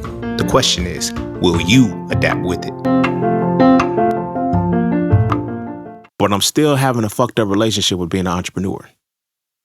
Because now I'm relying on, making sure that my people share this shit. It's not their responsibility. That's something that I'm seeing now heavily. Everybody like, yo, these people are watching your stories. And when watching your stories, they not interacting with your content. That's not their responsibility. If your shit is your business, your responsibility is to find your target audience. Your friends and your family aren't your target audience. They're not your target audience, and they're not going to be the ones to keep the lights on, nigga. You got to do that shit. You got to be the one to figure that shit out. Those are lessons that I had to learn in my relationships with myself on this shit and with the people that I was developing relationships with. You feel what I'm saying? So, growing from So Frail alone. But I know, nigga, I motherfucking know this ain't it. I hope y'all don't think it's all So Frail, nigga. Like, I'm bigger than this. I'm bigger than this. You feel me? That's when Hitting It Raw came out. So I met my homie. Actually, So Frail brought me two of my homies that are here right now to this day. And these are the homies that I can honestly say have been a part of every step of this motherfucking journey. And I love y'all to life. Y'all are like, they help me see. I have a phrase that I say, like, my friends are like, if you were able to see me when I was invisible, I fuck with you because you helped me see who can really see me. My homegirl Tank and my bro Pat. I mention them a lot. I love them. Like, they are true fucking friends. True fucking friends. I can't deny that in any way, shape, or form. Those two people have been rocking with me since So Frail 1. Easily. So much so, my bro Pat, what he created, this my dog, bro. He created a fucking formula. Like a visual formula of So Frail. It's a mathematical equation, yo. This, like, bruh is a fucking genius, bro. He created a mathematical equation out of the definition of So Frail. I mean, a masculinity. By and large, it's also one of femininity as well, but he created a mathematical equation of fucking masculinity, nigga. I don't think y'all understand where I'm going with this, nigga. He created a mathematical equation that you can just literally look at and know how to put the functions in every single time. And the definition is the spiritual, mental, and physical embodiment of the essence of analysis and deconstruction. He figured out how to compute that shit into a mathematical equation that all you have to do is know what idea that you want to put in, and you can literally put it in and see how it will work out with masculinity. I said, I didn't go there with it. Like, you ain't about to upstage me, motherfucker. Like, that was my fucking definition. But he created a fucking mathematical equation out of that shit, bro. Like, I had not even thought about creating. There was no way that I could. But that shows, like, but that's the relationship. You build those relationships that are true fucking relationships. You feel me? That's my bro Pat. Like, that's my dog, bro. Like, you feel what I'm saying? And since So Frail 1 till now, you feel me? That's my dog, bro. My homegirl Tink. She's the reason why, and I was just talking about this at the beginning of this episode, why I'm not dropping my motherfucking prices no more. But she's the reason why I even set prices in the first place. I never forget it. She was doing her panel. And on her panel, she wanted to talk about masculinity, whatever the case may be. And she was like, I want you to be there. I said, cool. She was like, so what's your price? I said, nah, I do it for free. Don't ask me why I was in that space. Don't ask me why I was in that space. Because again, I'm a hustler. I'm thinking, okay, it's all about the opportunities. If I do this. And I had gotten so wrapped up in downplaying myself and not feeling like I was him.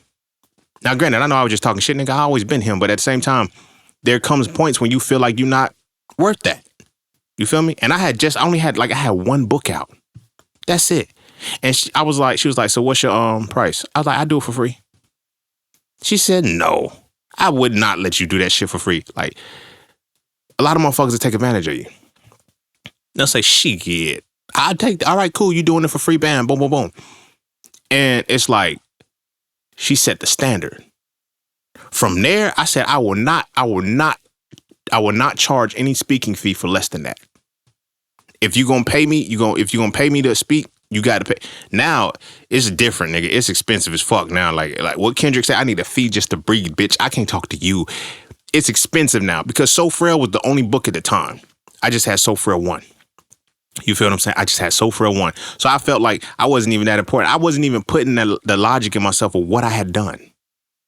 You feel me? Like, people that have read So Frail, they like, yo, just the first book. They're like, yo, this changed my life. This changed my perspective as a man. This changed. And it's like, nigga, this is always in my head. This is some shit that's like, you know what I'm saying? I just did it because, nigga, I got tired of, when people kept asking me about masculinity, I got tired of repeating it. That's why I wrote the book. You see how crazy that is? So I had not put to this perspective of, yo, this is something that you can do. But again, this is not a shot to my hub. This is not a shot to my hub in any way, shape, or form. But growing up, because these things were so natural to me and it's so good, it was just like, nigga, this is just you. The importance was never put there as how great what I'm doing really is, because it's like, this is you. Like, we know that you do this. Like, it's like you do this. Like, it's expected of you because it's so natural from you. So that translates to when I'm in my entrepreneur space trying to figure out, okay, what should I like? Somebody's asking me, what should I charge? No charge. Because this is just what I do. My homegirl Ting said, nah, that stops today. That stops today. And she meant that shit. And I respected her 100% for that. Been my homie since. You feel me? She said, this stops today, my nigga. I don't give a fuck. Like, she said, nah, you're going to get paid for this. You're going to get paid for this. And I was like, okay. So then she said, give me a number. And I was still scared to give her a number. And she was like, nah. Like, she made me go up, bro. She made me go up. And I was like, you know what? I am worth this shit. Like, I'm coming to this motherfucking... And when I came to the motherfucking panel, I rocked that shit. So much so that panel opened me up for the next one. And it was like, oh, this is what it means when your gift will make room for you. Yeah, your gift's going to make room for you. And then the universe compensates with the law of compensation. You're going to get what you're worth. And you're going to get the value that you put in. But you got to agree and know that you are worth the value that you're about to put in. You know the value that you're about to receive. You feel what I'm saying? It's like that. But that's so for a one. You feel me? So now I'm building these relationships. And then I write I'm all right, Hitting It Raw. You feel me?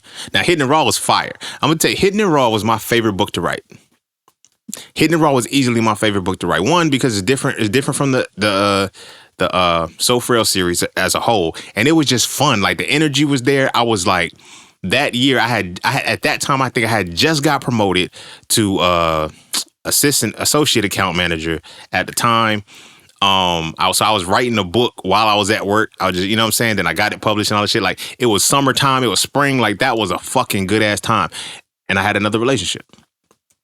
Prior to that relationship, though, I had a relationship that I was trying to build with the woman who you learn who likes the idea of you.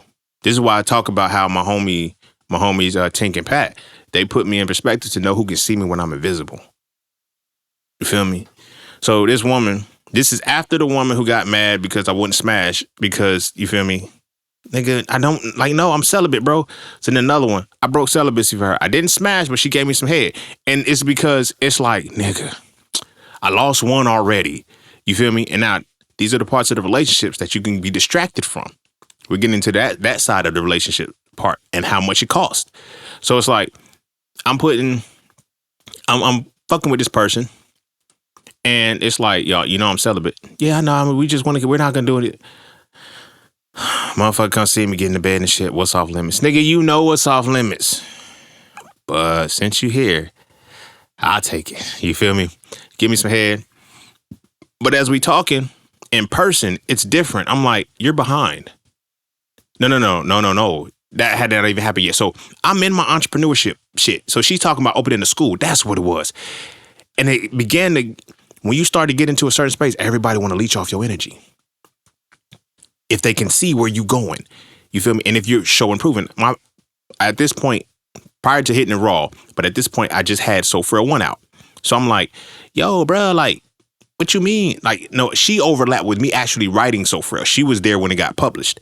You feel me? And when I actually made my first investment, which was a silver ETF that I bought. So she's telling me, you know, that, you know, she likes me or whatever the case may be, blah, blah, blah, blah, blah. So she tells me that, oh yeah, I want to open up a school. Cool, I'm with it, yo, because I want to be in a space that I can do certain shit. It's like, so I'm thinking, motherfuckers got my vision. They don't have my vision. They want to latch onto my idea. And they know that certain things have to happen this way. So this is a relationship that had to realize that some relationships aren't healthy. Some relationships aren't good for the relationship that you're supposed to have. So she's telling me that she wants to open a school.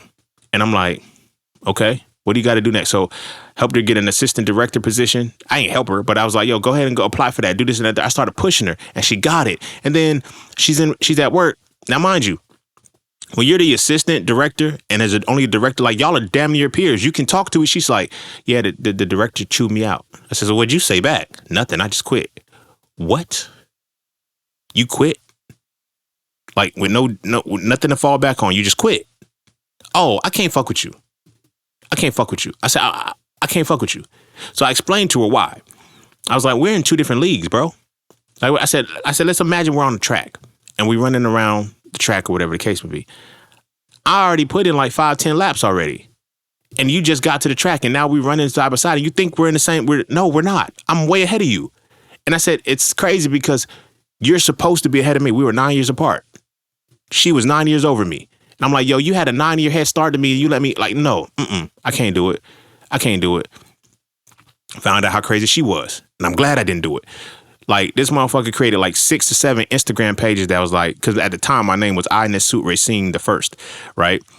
And I might go back to that. That was fire. But she created like 5 pages, a whole bunch of pages like, yo, I'm the devil worshiper, the womanizer, it was so many different names that she did. And she was following people. And I'm like, y'all, that's not me. That's not me. They was like, what did you do to her? I said, nothing, bro. I promise you. And I really didn't do nothing to her. She just gave me some head. That was it.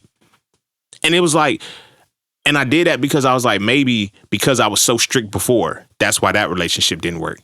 It's like, no, nigga, I had to get to a point. That relationship, you can't have the end goal of what you're going to get to will define what your relationship is supposed to be. And there's people that will be there. If the people that are there when you finish, that's where you know who was there for you. So at this point, this is the second relationship. So this is just before Hitting the Raw is coming out. So I meet another woman. Now, mind you, I'm glad all these things are long distance. It's cool because I'm like, I can work on my shit without the distraction of you in my presence. This third one was the one that sent me down. It literally sat me down because it was like, I didn't know what I didn't know at the time. So we vibing and shit, so frail shit. You know, she tells me, you know, afterwards that she was married. No. She didn't tell me that. Like as we vibing and we talking before we even exchange numbers, she tells me that she was reading So Frail to her ex-boyfriend and shit, and he didn't get it. She was like, I love the book. She said it was this and the third. I'm reading it to him and he's just not getting it. And I was like, that's when I knew I couldn't be with that type of man. So now I'm just thinking it's some quick shit. They were just talking, they were vibing, they just solidified. So this is new. No, she was married to this nigga, bro. She was married to this nigga and read So Frail and ended up getting a annulment. I'm like, whoa. I started to realize my power. It was different. But again, this goes into what am I supposed to do as an entrepreneur? It's my mind. You feel me? But there's relationships that I got to pay for.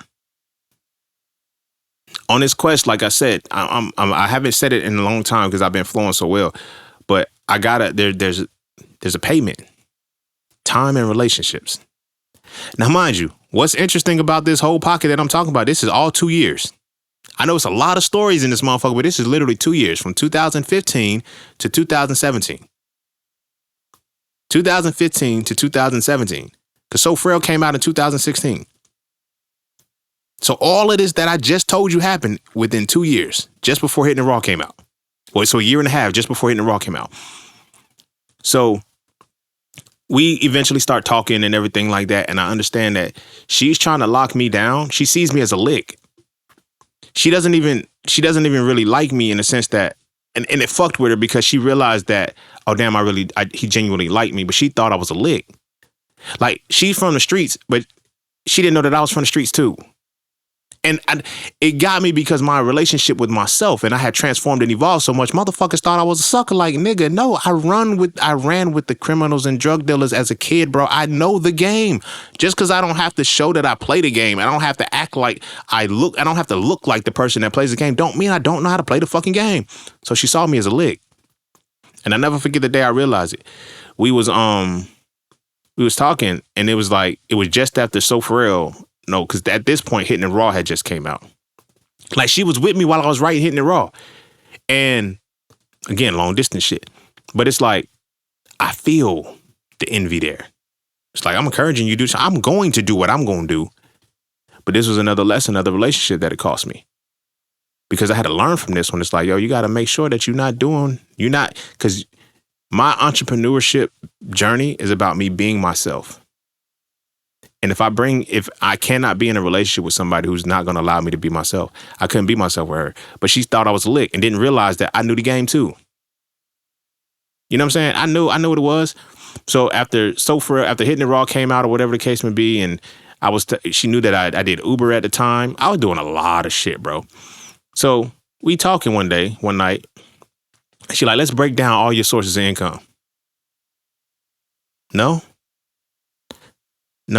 I just want to help you. You don't have to help me organize. I'm well organized myself. I know where my money's coming from. Why do you need to know?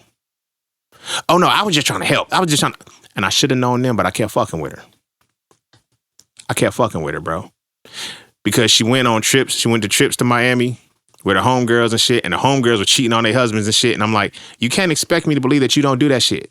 And you tell me, like, it's like, but I already knew what it was. She thought I was a lick. So I wasn't, because I really liked her and shit. Because I really liked who she was as a person. Now, again, another relationship thing. I had to realize I'm no longer in that same space. I'm not the scene I was before this shit, before So Frail, before all of these things. I'm now the scene after. They look at me different. I had to accept that. They look at me different. That's a relationship that had to change. So I had to change that relationship, not only with the people, but with myself. Because I have to be more protective and I can't be more open. I gave away too much access to myself in that first phase. Too much access. So me and Shorty, we eventually stopped talking, and this by the end of 2017. So from 2016, or whatever, that's when we meet. The end of 2016, because after So Frail. And then we stopped talking like November 2017. And from there, I realized my entire connection to her was bad.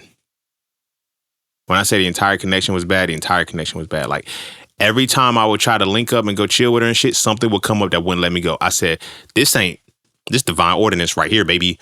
You feel me? But me being hard-headed because I liked her and shit, I said, all right, cool. She was like, we gonna put a pin in it because blah, blah, blah. So we did put a pin in what we had, where we was talking.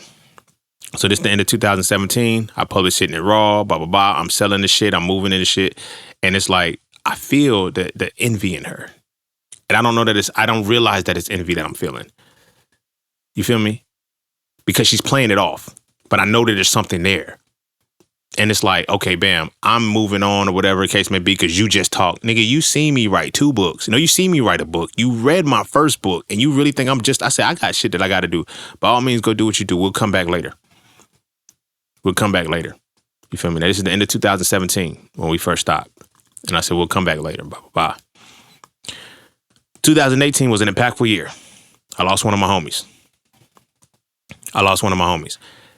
This is a different part of the relationship side, because this is one of my young homies and shit. Like, I remember when he read Hitting It Raw, nigga just excited, nigga just went vegan, and they said, all right, nigga, I'm going pescatarian, bro. He said, I can't do the whole vegan shit, nigga. I tried. He said, I went too fast. He said, I just stick with vegetarian, right? Then we started talking about entrepreneurship. Like, he was gonna be my not my product manager, my building manager when I started, because I was after I was finished, I had the vision that I was gonna go to Philly. In Philly, I was going to, because Philly was where I was gonna stay until that snow hit. And I was like, yo, fuck that. But Philly was where I was going to stay, because I was like, yo, I have a vision that I want. And he was going to be my, my bad. He was going to be my business, my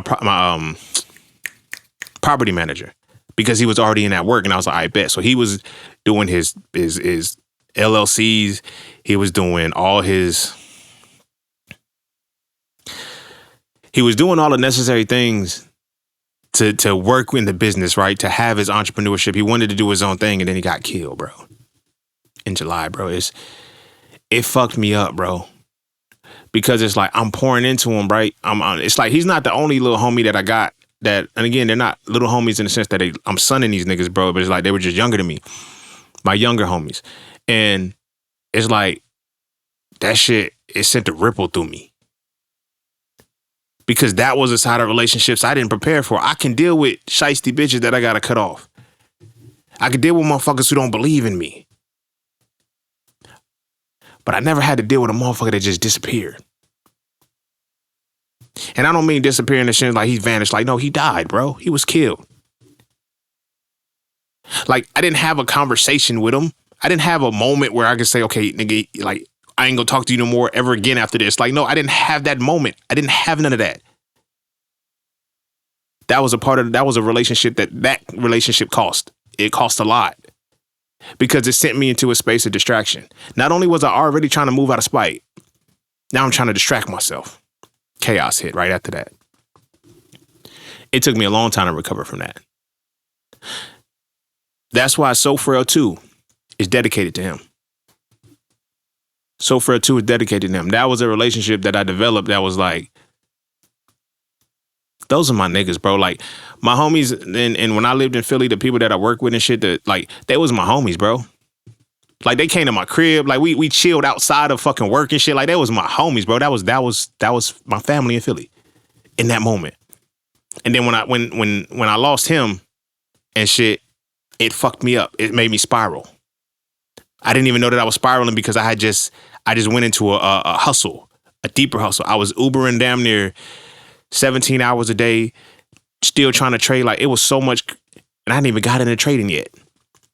Like, that's when I was just investing because the markets was all moving one direction. Everything was going up to that motherfucking Bitcoin crash shit. And I said, nigga, I got to learn how to play this game. That was 2017.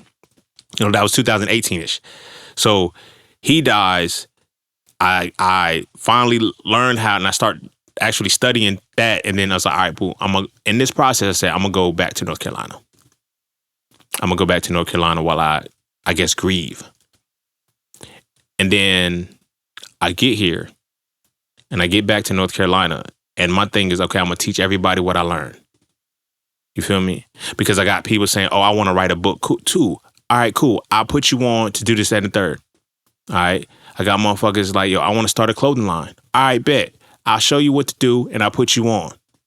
It's like, now it's like all of this shit that y'all seen me go through the fire for, now y'all want me to show you how to do. I was angry, but I said, you know what? I still don't have my systems yet. So Mastering the Market had not been created because I was still learning the process and going through it. So Frail 3 had not been written yet because So Frail 2 had not even been written yet. That came out in 2019, but I had to grieve for that shit.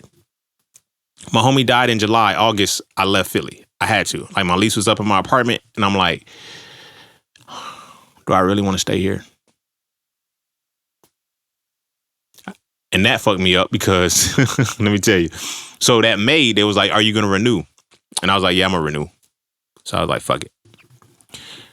And I didn't renew. I just left.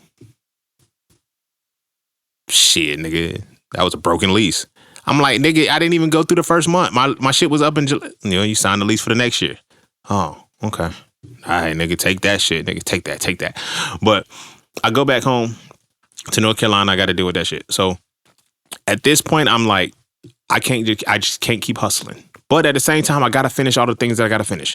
So I still have to create Hitting It Raw. I mean, the Master the Market course. And I still have to write So Frail 3. Because in 2016, after So Frail 1 I said, this is a 3-part series. I knew it was a 3-part series. I just said, I ain't lived enough life yet to give you all 3 parts yet. And it's like, but it's a 3-part series. Turned out to be a 3-part series. I wasn't bullshitting. I knew innately what was going to happen. So I still had to do Master the Market, and I still had to do So Frail 3. In this time, from 2018 till up until 2018 to 2024. Yeah, because I went to Georgia from 2024 to 2025 last year. Yeah. So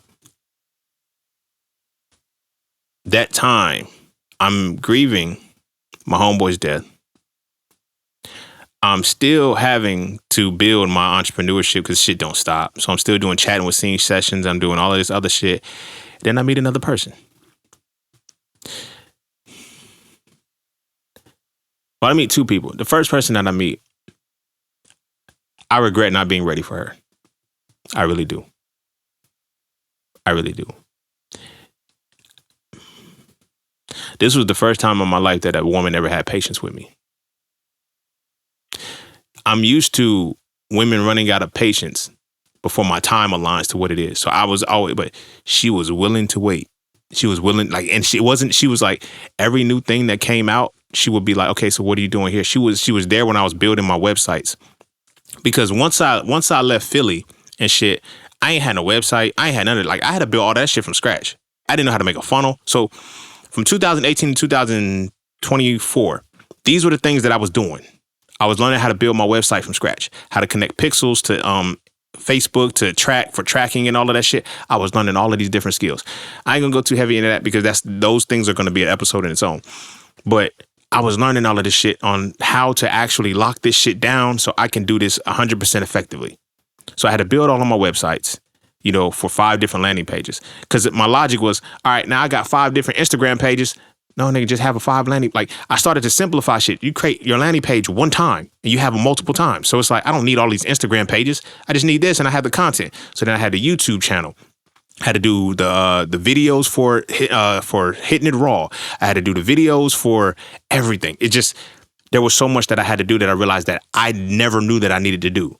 But I'm learning these things and I'm developing these things. And so like from like 2018 to maybe 2020-ish, 2019, 2020-ish or something. It had to be 19 because that's when the actual podcast came out. Because we was rocking while the podcast was out because it was petty why I got mad at her. It was petty why I got mad at her because I'm building this shit and this is a relationship that was cool. Like, we talked every night. She called me when she got off work. I called her when I was done with my all the shit that I was doing. She brought me peace, bro. And I fucked up because I remember this is petty as hell, man. And this was some fucked up shit on the relationship. But she posted one of my podcast clips. Not a podcast clip. She posted a link from the episode. Yep, it had to be like 2019-20 because she posted a clip from the a link from the episode on Twitter. And she was like, go check it out. For now, I was like, did you even listen to it? Why I got mad, I don't know. She was like, yeah, I listened to it. I said, well, what was this part in it? And then she ain't tell me. And I was just like, oh, so you lied to me. I don't know if it was a trauma response or what, but I literally, in that moment, I can admit now on hindsight that I just made something up to walk away from her. Why, I don't know. But I used that and I blew it up out of proportion. I didn't have to. Because she was a good person. She was a good soul. Like, she fucked with me on some real shit. Like, it's I guess it was universal shit because like there was also an age gap. So I think we were about like 5 years apart. Anywhere between 4 to 5 years apart. So I think it was on some, if you considering now where I am right now and from 2018 to 2020, it's like, yeah, that would have been 5 years. If we already we would have had to rush. But then it's like, we had been vibing this whole time. I can admit I fucked up. That was a relationship that this shit cost me because in addition to that, it was like, I'm mad that it's like, you don't even know what this episode is about. Nigga, who cares? She shared the shit. Nigga, you want promo? Just let it rock, bro. It's like, now you're dealing with somebody, again, this is another piece to the nuggets of what I have to see going forward. It's like, you're dealing with somebody who fucks with you for nothing. Like, she don't even need to hear the episode to share it. That's different. And you fucked that up, little nigga. I'm talking to my old self right now. You fucked that up, little nigga, because she was a good ass fucking person. I won't say her name. I'm not going to say her name, but because I don't even know if she still listens or whatever the case may be. But I fucked up with her. And we was vibing for a minute, bro. And it was just like, yo, you didn't even listen to the episode. And it was on some, when we had our last conversation, it was heated. Like we had never had a conversation like that. Like she was my friend and it was somebody that I was truly interested in. Like it was crazy. And like our last conversation, she was just like, I ain't got to lie about a motherfucking thing. And I ain't never like, and I was like, and in my mind, I'm like, usually when niggas say they ain't got to lie about a motherfucking thing, they lying about a motherfucking thing. But it's like, even if, who cares if she didn't listen to the episode, nigga? She shared the shit. Why was it a problem? I can't answer why it was a problem. Other than I was going through my own bullshit. You see what I'm saying? Stupid shit. Fucked up relationships. Because I'm still in my entrepreneur space and my relationship with myself is developing and changing along with my business that I have to change. I have to become another person with every level that I achieve. But as I was becoming that other person between 2018 and 2020, like she was there. She was there. She was there, bro. Like she was there and she was cool as fuck. I had a couple other joints too that they don't count. Like, 'cause it was just like we was talking for like a couple months maybe or some shit. Seen some titties a little bit, but like I didn't physically see the titties, but like, you know, thirst traps and shit like that. That don't count. Those don't mean shit to me. Those women, it's not that those women were valueless or no shit like that, but those moments didn't mean anything to me along this journey because it's like that's shit that you got to filter out. It's like, I'm serious right now about what I got to get done. Why are y'all not getting that? You feel me? And this was the person who did. And so I didn't take it serious. And I fucked it up. I did. I fucked it up. Like me and her probably, we could be on some other shit right now. Who knows? She might have already been married and all this shit. That's why I won't say her name. She could, because a lot of time has passed since that point. You feel me? But yeah, that was that situation. So time goes on. I stopped fucking with her like that. And it's almost like right after that, another woman came into my space and she wanted to be an author. This nigga pissed me the fuck off, bro. I don't think y'all understand. Like, this motherfucker made me angry.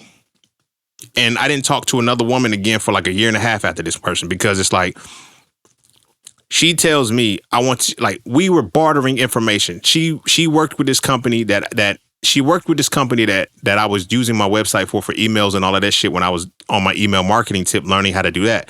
So she worked for that company. So I would be asking her for advice and shit and like, yo, how do y'all work the backside of this shit? Y'all know me. I like cutting the middleman out. So she was like, all right, cool. I want you to help me write my book. I bet. By this time, I got So Frail 1, Hitting It Raw, and So Frail 2 out. So I'm like, all right, cool, I got you. I'm thinking she just wants to, write a book. So she's like, but I'm proud of myself for this moment because this was the first time I can honestly say that I had my boundary when it came to women in my business and all of that shit. And I didn't get into a point where I didn't get lost in that mentality of, oh, I need you to be working with, hear me well. I don't want nobody shooting in the gym with me. I've learned that because you make it. When you tell a motherfucker you wasn't with me shooting in the gym, it sounds good, but then it's like when you actually have a motherfucker with you shooting in the gym and they're taking away from your shots and they're making your shots not like it's you start to learn a different thing.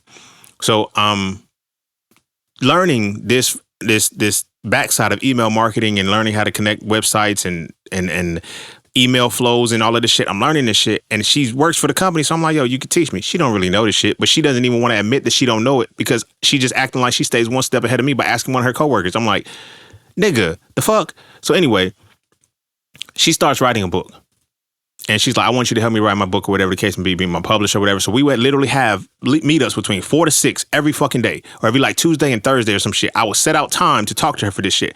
I didn't know what I was setting myself up for because it's like, she's interested in me and this is her. She's trying to use this as a way to get in. And I'm telling her, I don't mix business and pleasure. She tells me, oh, yo, you just because you ain't healed. You just that. No, it ain't got nothing to do with healed. I don't mix business and pleasure. Who the fuck does that? Because then when the business starts getting fucked up when there's too much pleasure, and then the pleasure is not right when the business ain't right. So I'm not mixing business and pleasure. She said, well, I mix business and pleasure. All right, cool. She tells me sharing my book with you is like I'm fucking you. Nigga, how? I don't get, how the fuck does that work? Where the fuck you get that from? The fuck is wrong with you? She's like, because I'm sharing my intimate space with you and this is my details of my intricate shit and my creativity. So it's like you're fucking, no, it's not like I'm fucking you. I'm reading your book and telling you what you should work on and what you should pick up and how this shit is good. What the fuck? Where you get that shit from, my nigga? Motherfucker made me go up several octaves. I said, what the fuck is wrong with you? You feel me? So she said, so what is it then? Are you just not interested in me or whatever case may be? I said, no, I don't mix business and pleasure. When you get the book done and you get that shit published and you are no longer sitting as a student to me, learning from me, then yeah, maybe we can probably see what's up. But right now, no. Because it's like, now I got to wonder, what are you really doing this for? You feel me? So we stopped talking. She made a couple tweets about me and shit. She was like, goofy niggas don't never do that. Nigga, you just goofy. You're not even my type. I don't even like you for real. And I'm not going to tell, like, I can grow to like you. But right now, it's like, I'm not focused on you. So we stopped talking. Her book never came out. Her book never came out. So what does that tell me? Like, that relationship would have been a waste of my motherfucking time. You feel me? But I couldn't get back. So that was like a year. That was like a year and a half after that. Then this last relationship, spinning it back, I came back around to a woman that I used to, like, we were childhood friends. So now remember when I said when I lived in California and then I had the hub and then I had my mama, she had her two friends. One of the friends was my brother's age, and one of her friends had kids that were like my brother's age that he hung out with. And then the other friend had kids that was my age that me and my sister hung out with. So we were together all the time. Like, we grew up together. Like, a piece of me was missing. When we moved from, like, they were my clique. My sister, my homegirl, her brother, and me. That was like, we all hung together. Like, we even got a whooping together, bro. Like, cause that's how tight we were. And then when I was 9, we left. We just left. Like, there was no goodbyes. Well, it was a goodbye. Like, everybody knew the last time we was gonna see each other. It was like, nigga, that's the last time we gonna see each other. Something happened. The stars aligned. This had to be about 2021. Or was it? No, was this 2018? I don't know. I don't remember the time. This is a part of the shit that I'm talking about. You don't remember time. All of these things that I've been talking about has been happening over a 10-year time frame. But you feel me? I don't remember all of the times. It gets blurry because so much was going on. So this had to be about, no, we did meet like 2020. 2020, 2021 is when we rekindled. Because the Hitting It Raw, the podcast was just starting to get off. And she was like, she said, it's crazy because I was just about to shut down my Instagram page. And then when I get up there, I see your page and I was just like, yo, let's stay in touch. And we stayed in touch. And so this is now, my relationships are evolving because it's like, as I'm becoming more myself, the refinement is there more to where it's like we mirror each other in more ways than none. And so it was just like, yo, we started talking about old times and came back and it was just like, we were vibing. Like, we were vibing and it was real. And it was like, yo, this is my nigga, bro. And it's like, this is my nigga from back before I had niggas. That was my nigga. Like, and it's like, as we get closer, as we grow and shit, it's like, it was perfect. I'm in a space where it's just like, I'm almost at the end. I'm almost at my finish line. But I'm still so far from my finish line because it's like, I have my pages built. I have all these things. But the one thing that I don't have is my system. The one thing that I don't have is my system. So her and I are vibing and shit. And like I said, our parents were friends back in the day. You feel me? Our parents are friends back in the day. So they have a conversation or whatever the case may be. And in the conversation, it was exchanged that I worship the devil. And that conversation, I don't know if it got back to her or not, or I don't know what it was, but I know things got different. And we had a conversation about it one day. I was like, I don't worship no motherfucking devil. Like, who the fuck, like, and it's like, we had a similar background because it's like, we both had kind of left the church in a way and things of that nature and blah, blah, blah. But I had gone where a lot of motherfuckers hadn't gone yet.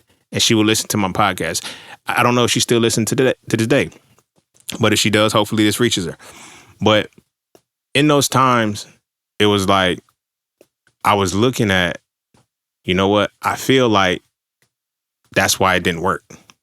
And again, it could be me sabotaging the shit because I'm like, I know, because I started looking at it like this. If I can't fuck with your family in a space, I'm like, I know I can't fuck with my family with this. And I know our families went to the same church. We grew up the same way and shit. It's like, if we can't fuck with each other on that type time, I don't want it. I don't even want it, because it's like, what's going to happen is that our lives are going to be so fucked up because I can't go back to this shit in any way, shape, or form. And I can't allow my kids into this shit. So it's like, what are we going to do? You know what I'm saying? She reassured me every day. Every time we talked about shit like that, it was like, you know what? I know you as a person. I know you're not an evil person. I know you don't do vindictive shit. She said, from what I know about you, from everything that I hear on your podcast, and like, all you want to do is help people. She said, there's nothing demonic about that shit. That shit touched my motherfucking soul when she said that. But I fucked it up.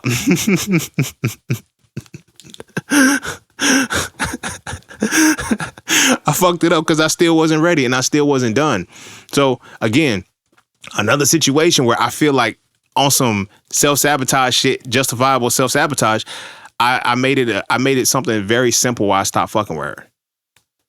It was like, and you know what, this is a standard that I have, and this might be what it is, but it's like, if I send you the last message, I don't give a fuck how much I want to talk to you. If I send you the last message and you leave me on red, I'm not responding to you again.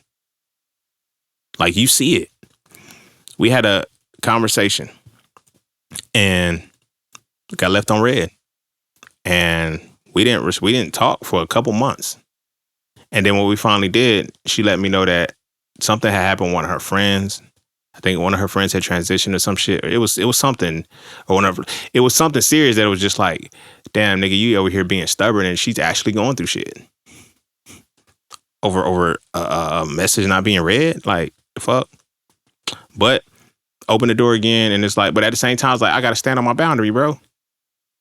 I don't give a fuck about none of that shit. Like, yo, it's like, we can always communicate, but it's like, when I gotta be the motherfucker that's always doing the communicating and it's shit, and it's like, you respond, and it's like, now mind you, time zones are different. I'm always up before she up. So this is why she had to hit me up first. Cause nigga, you sleep. I know you sleep. You feel me? I'm up at 6 o'clock. You're knocked the fuck out at 3 a.m, your time. So it's like, I'm not keeping you up like that. So it's like that time zone, but we still made time to communicate with each other. But it was like, once that, it got like the shit started being, I was like, I can't. All right. So I tried it again, because after she, I bet. And then she did it again. And then we never talked again after that. It was just like, I was left on kept, because we were doing voice notes. I was left on kept. I was like, damn, I thought we was better than that. Now, mind you, anything could have gone on. And at this point, I don't know. I can't reach out because my pride and my ego won't let me. But then it's like, I look at certain situations of how things evolved. It's like, what if that was like, and who, for all I know, is like, she could have a boyfriend now. She could have kids. She could have all of that shit now. It's because I think our last conversation had to be like 2023. Because I know by the time I went to Georgia, we wasn't talking again. We had not spoken to each other in a while. So that was another relationship, because it was like, there's still things that I need. I'm like, and it's like, I need the system. I did not have my system, but I have my ads. I'm like, yo, I can run them. It's like, no, you have to be in a space where this is the final piece, and I'm gonna start trying to wrap it up. This shit long as hell, but this was a necessary episode, because I really want to drive this home when it comes to entrepreneurship. You got to be prepared for this shit. You feel me? So I'm talking to, so time goes on, and it's like, I don't have a system yet, but I have everything done. Master the Market's done. Iwi's done. Iwi's no more, but Iwi's done. So for 1, 2, and 3 are done. The landing pages are done. The motherfucking links all function and work. The pixels are set up. Everything's done. So I was like, you know what? Fuck it. I just do ads, bro. I don't need the system. Now the system, I'm learning now that the system is beyond just that particular page. The system is to make sure you have this done, that no matter what happens, you can do it again. So I'm now in a space too, where it's like, there's one final piece that I have to do, and that's my music. Like, my music has to now be linked to my content, but it's like, I can't just do random bullshit. No, nigga, this shit has to be professionally done, and I have to send it to be distributed through the platform so things can connect. So I'm having to do that. And then it's like, in the time I said, you know what? I'm going to go Now this is 2024. Just before, matter of fact, I spent my birthday in in Georgia. So 2024, I'm like, all right, I'm done. I said, I'll get the system done while I'm there. So I fuck around and get there and get distracted. Because guess who pops back up? The shorty that I said I was going to put a pin in, 2017. From 2017 to 2024, that's 7 years, nigga. From a numerological perspective, nigga, that's the year of completion, nigga. What the fuck? Maybe you think we vibe and shit. No growth. This is no shot, no nothing to her. She's still a beautiful soul. She's still a good person at the level that she is. But being that I had achieved everything that I said I was going to achieve, and she was still in the same position that she said, and she did all of this talking about, I was just talk. She did all this talking about all of the shit that, she needs to see action and all of this shit. It's like, I did every single thing. It's like, and you did nothing. What the fuck happened? Now that put into perspective what relationships are for me, because it's like, I look at, that would have been 7 years wasted of my life. But then it's like, considering why we ended up having to put a pin in, I would have never achieved anything that I said I was going to do because I would have been distracted by her. Because it's like, she remained the same. Like, when I say this, the same nigga that it's almost like you press pause on a movie and then you come back and press play again. Like, that's what it was with her. And again, this is not still a beautiful person, still a good soul. Like, when we went, we kicked it, we chilled and shit. We had a good time, in my opinion. We went to go eat. You feel me? It felt good, but it was just like, you're not there. And I think the straw that broke the camel's back was when she invited me to church. Nigga, what? She said, I'm not going to church. Like, I don't think you understand that this is not a game for me. I'm not mad at anybody. This isn't play. This isn't none of that shit. This is not a reality for me. Like, I can't go back to this shit. And I said, the fact that you could means that this whole shit was a sham, bro. So it's like every conversation we was having about, religion, about spirituality, about all of this shit, it's like, it was a joke to you. Like, I really do this. I really live this. And it's like, that's when I knew I was a lick. No, I knew then, but it's like when I started paying attention, I was like, I was a lick to you the whole time. And it was bothering you that I wouldn't bend to the lick. I wouldn't trick on you. No, baby, I know the game. I'm not about to play that. And this is my perception. I could be wrong. If you listen, I might be wrong. This is what it is. But at the time, it's like, I didn't have my system. Because I went there thinking, maybe I'll get my system done and I can get my music distributed and all of that shit.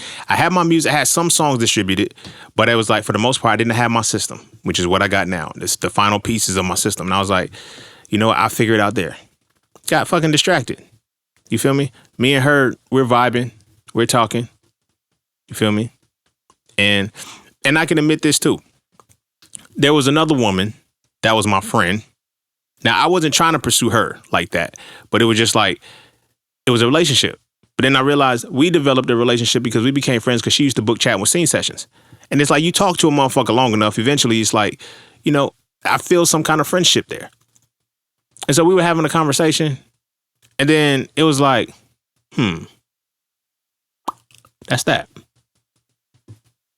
That's that. It's different. It's like people love when you're able to be something in a certain way without it impeding on them. But then when it's no longer reciprocal, it's like, oh, this has always been transactional. Cool, let's go back to that.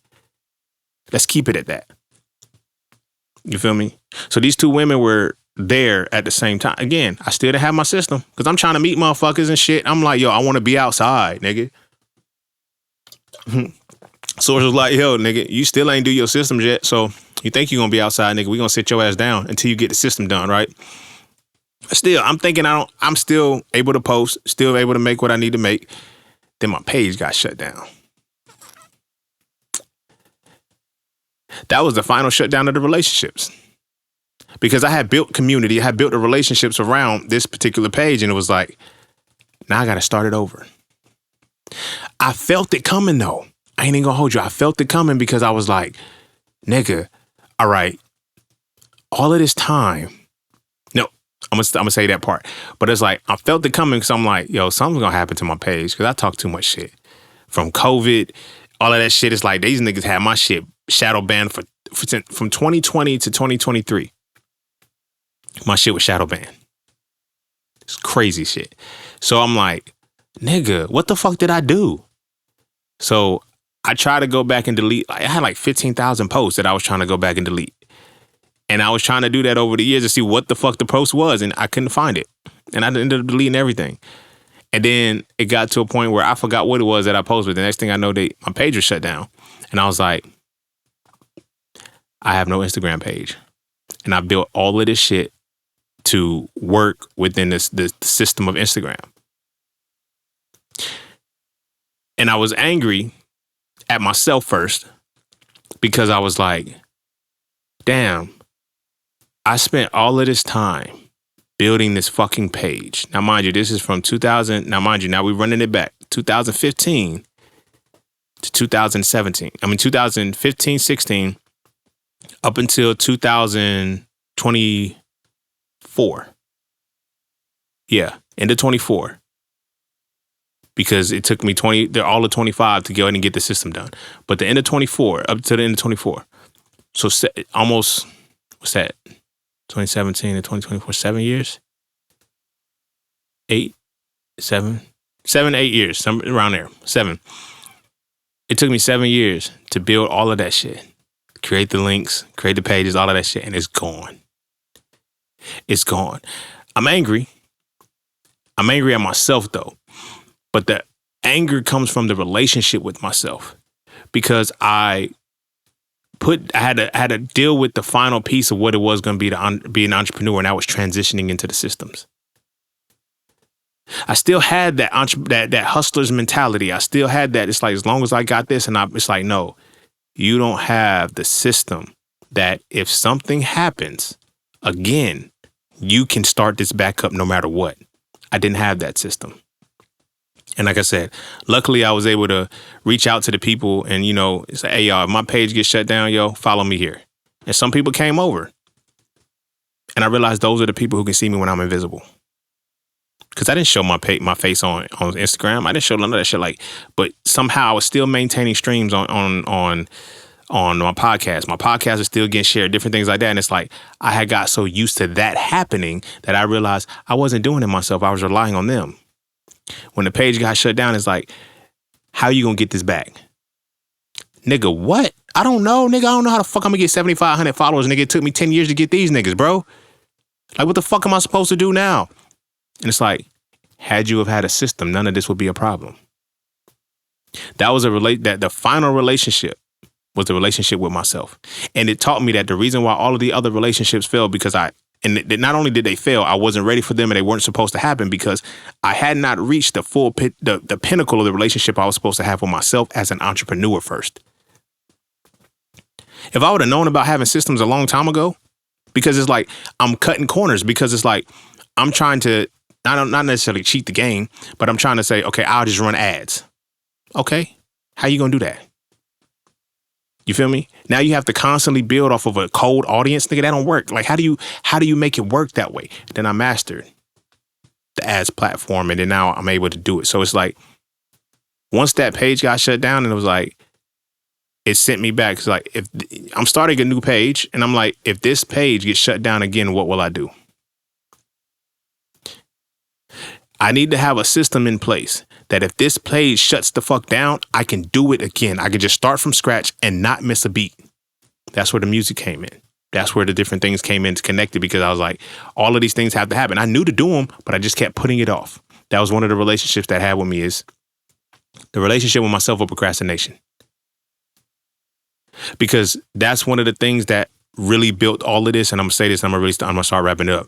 That's one of the things that built all of this and helped the cohesion of my relationships, especially my platonic ones. I mean, my attempted romantic ones, because I kept saying to myself, well, women ain't got the patience for the time that I have and shit. And it's like, their patience always ran out because my procrastination kicked in while trying to make sure that their patience was not missed.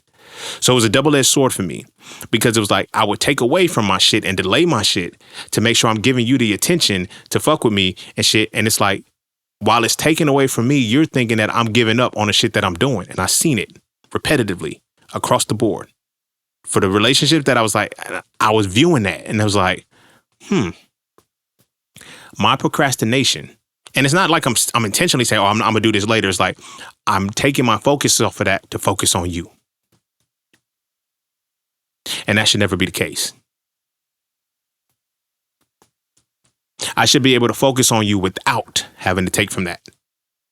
But you feel what I'm saying? Like the relationships kept ending up with me having to take from that and give to the person. But they started to polish. It started to become more refined. And the final piece was the procrastination that within myself is the reason why the relationships clash. Because while I'm thinking I'm giving to this person and all of that, I'm procrastinating on myself. That's worse. That's worse. Because it sounds good. Yeah, oh, you make time for me, this, that, and the third, and I'm procrastinating on myself. The woman that I put a pin in or whatever the case may be, that's the woman I was talking to, where I was in a relationship where we was vibing and I was getting 4 hours of sleep because I'm Ubering, I'm working, and I'm doing all these things to stack up, getting 4 hours of sleep to make sure she's good.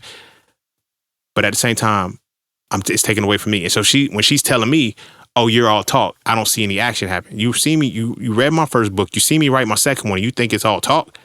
Then I'm thinking back, I could have had this shit done. That's the recurring theme throughout all of this for me. And when it comes to the relationship with myself, I could have had this done. Why couldn't I? Because of the relationships that I was developing. And the relationships that I was developing, both good and bad, were determining the time that it was actually costing me to do business. And I wanted to say that in a dramatic way so we can end on that note, but I forgot the title of the motherfucking episode. Where I was saying it was EntrepreNEGUS 20, the cost of doing business. Rewind this, we're going to end on a dramatic note with that. But I realized that the relationships were in a space where they were taking away the time that I couldn't get back. So I can't mend these relationships. And it's like the way in which I evolved out of those relationships and I evolved from those relationships that happened, who I am now, who I've become, those relationships don't work. They can't work anyway. But I'll never get the time back that I wasted not even knowing how to maneuver within those relationships. You feel what I'm saying? So it's like the journey is like, and I'm a lot of those people I miss. A lot of those women I miss. Like I can't even be mad about it because they were beautiful women. Good, not just physically, you feel me? But they had good souls, bro. Like they was good ass fucking people. But I had not done what I was supposed to do entrepreneur-wise to be with them. But then it's like at the same time, because I had not done what I was supposed to do entrepreneur-wise, it was like, that's why I was able to be with them. You feel what I'm saying? Because there's still more. And it's like, once you grow to these certain points, these things are going to fall off if you make the necessary changes. You feel me? There was a direct correlation. And I respect these women to life, but this is the reality of it. There's a direct correlation between their patience and my procrastination. You feel me? Like I said, the more patient they were with me, the more I procrastinated on a lot of the stuff that I was supposed to do that could have been done quicker. And because of that, I missed out on them. And I can't get those relationships back. But even more than that relationship, I can't get that time.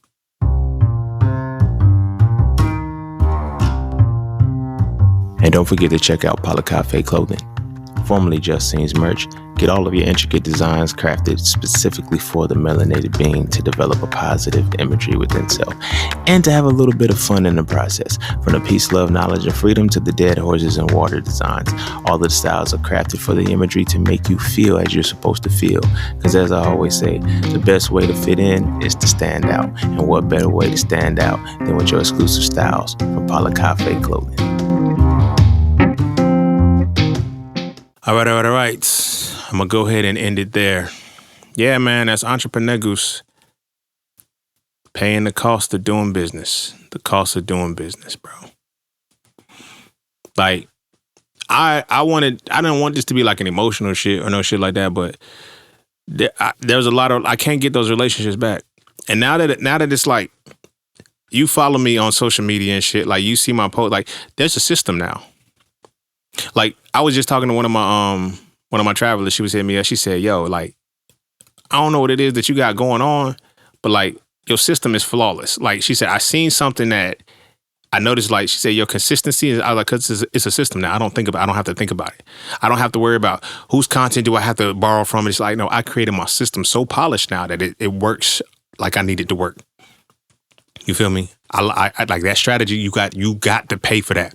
And this is what the point that I was gonna make with that, because it's like one of my homegirls and shit. Again, this is another relationship that I developed. She's my friend and I fuck with her heavy. Like she's been, I think we've been rocking since like 2018, 19, maybe, or whatever the case may be. But like, no matter what it is, like, and matter of fact, after this episode, I'm gonna go hit her up too, because I got to check on her and shit. But she was like, as I was explaining, she said, "Yo, you really have been working at all of this for a long time." She said, "And I'm glad you finally got it done." She's like, to see it come to fruition. She was like, she asked me, do you think that you would teach somebody this? And I was like, yeah, I thought about it, but I said, you got to pay me. It's expensive. It's expensive because what I would teach from my system, my social media system that I just developed, because now it's like, I'm going to give some insight.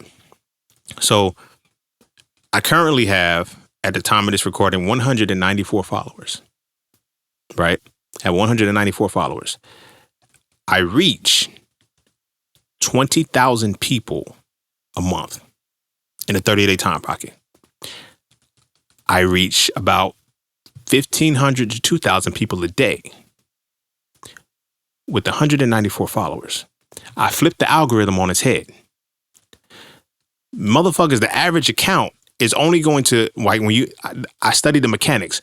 So the account is going to say, however many followers you have, we're going to take a small seed of that and put 10% of it. And then we're going to take that post and move it to 10%. 10% of your followers. And how they respond will determine how we send it out, if we're going to send it out. You feel me? So a lot of people be thinking they shit is duds.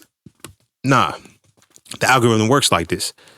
So when you consider that, a person with 20,000 followers, a person with 20,000 followers, right, will reach, in their initial post, they will reach about, what is it? We say 10%. So about 2,000 followers. They will reach 2,000 of their followers, right? And now that is going to expand if those 2,000 followers are receptive to it. Right. So when you consider that, you'll say at that 10%, we'll say for that particular post or whatever the case may be, that person with 20,000 followers is probably going to reach about maybe 4,000 people. That's at a 50-50 thing, that 4,000 people. Now that's contingent upon all 2,000 people of that 10% sample responding to the post. And then it'll go out and reach another 2,000 people that are not following them. So that's a total of 4,000 people. You feel what I'm saying? From an algorithm's perspective. At 194 followers, I reached 1,500 to 2,000 people a day. My shit's flipped over on its head. Like I'm 10xing it. Now within a 30-day time frame, I'm reaching 20,000 people off of 194 followers, which is about 200. So I've 100x'd my reach. I flipped this shit on his head. You feel me? I flipped this shit on his head because I understood all of the mechanics of the fucking algorithm. And it took me actually breaking down, learning how their ad platform worked in order to make this work in the way that I needed to work. And now it's simple as fuck. When I say it's simple as fuck for me, but it's expensive as fuck for you. Because this is what you got to pay for. This is what you're paying for. You're not just paying for my science and my knowledge of the shit. Yeah, you're paying for that. But you're paying for my time and my relationship. You're paying for what it cost me, which was time and relationships that I can't get back. Time and relationships and shit that I can't get back. Like I said, in that episode where I was talking about, I still communicate with my family. I just don't relate to them. You feel me? I can't get that relatability back. You got to pay me for that. That was a sacrifice to learn this shit. That was a sacrifice to be able to give this shit to you motherfuckers. You feel me? When it comes to mastering the market and inflate with inflation and shit, niggas like, y'all should have got the discounts when you was on. I'm not giving discounts anymore. You know why? How expensive this shit was. I can't get the relationships back that I lost learning this shit. I can't get the friendships back that I lost learning this shit. I can't get the people back that I lost learning this shit. You feel what I'm saying? This shit cost a lot. And the time, nigga, the time? No. No, no, no, nigga, no, not anymore. Not anymore. And like I said, these relationships that remained when it was all said and done, when the system was fully done, the followers that I had on the Instagram that I have now, the friends that are in my contacts that I still communicate with now, that's it. That's it. Like, that's what remained when it was all said and done. You feel what I'm saying? Like, I don't think people really understand that when you're approaching entrepreneurship, nobody gives you that pep talk. They say, oh yeah, you can do it. You can do it. You just got to be motivated. Can you withstand this shit? Can you withstand the relationships you're going to lose? Can you withstand the changes you got to make? Can you withstand and endure the time that you got to put in to make sure this happens? All while keeping your sanity. I was grieving the homeboy. And then in the last year, as I was putting the final touches on the system, I lost my aunt and I lost my uncle. Siblings. 6 months apart. I lost my aunt right after my birthday. Literally like 2 weeks after my birthday, I lost my aunt. 6 months after that, I lost my uncle. Quick too. Quick. It was and it happened so quick that it's like, okay, we find out that they sick or whatever the case may be, and then right after that, they're gone. What? We didn't even have time. Like, they were fortunate enough to call me, and this was when I was in my last moments in Georgia. Like, they called me and was like, yo, what can we do for this, that, and the third? And it's like, all right, bet, I'm putting the information in, blah, blah, blah. She takes it, she starts doing better, but then it works too fast, and what they think? Oh, that's witchcraft. Nigga. Are you serious, bro? Are you fucking serious? This is what it was going to take to be there. This is what it was going to take to get to where I needed to be as an entrepreneur. Never realized it. Lost an uncle right after that. Like, and it happened so quick. Again, he went into a diabetic coma and they just happened to find him. Ended up having to amputate his leg. And then after they amputated his leg, he came out of the coma. Right after that, he was gone. Like, within a week and a half. Didn't even have time to prepare for it. You feel me? But I got 3 books out. I got 4 books written. I got 2 courses. I got 300 some plus episodes of podcasts, nigga. I can't get none of that time back.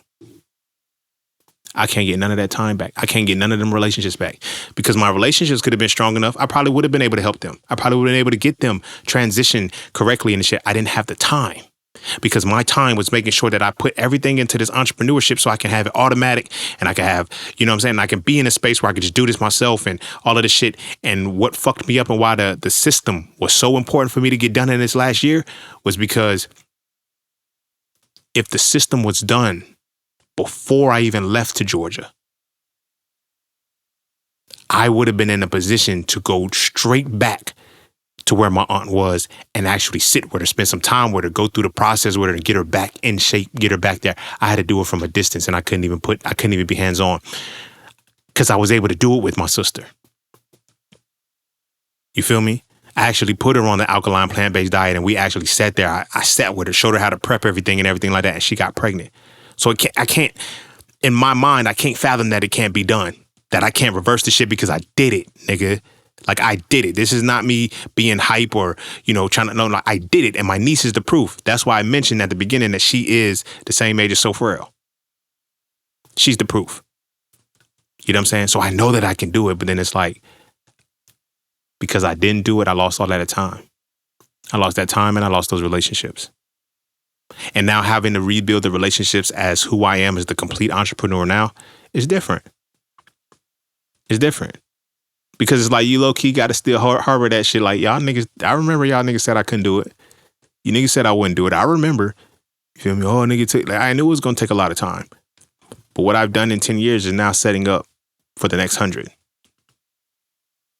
I did that for the future generations that we supposed to have. Because like when our kids are gone, who they like, and it goes into the connection that I had. Like I always thought about only my brother and my sister kids when I consider family. Because when they gone, as me being the youngest, is like, you know, I anticipate they'll transition before me. Who knows? If we just stay out of trouble and we just live our lives and shit, age-wise, they'll age out before me. And who's going to be the centerpiece? Me, Uncle Ray Ray. And I've always felt like that since I was a kid. And it's like, once it was told to me, like, you don't have to worry about them. You're right.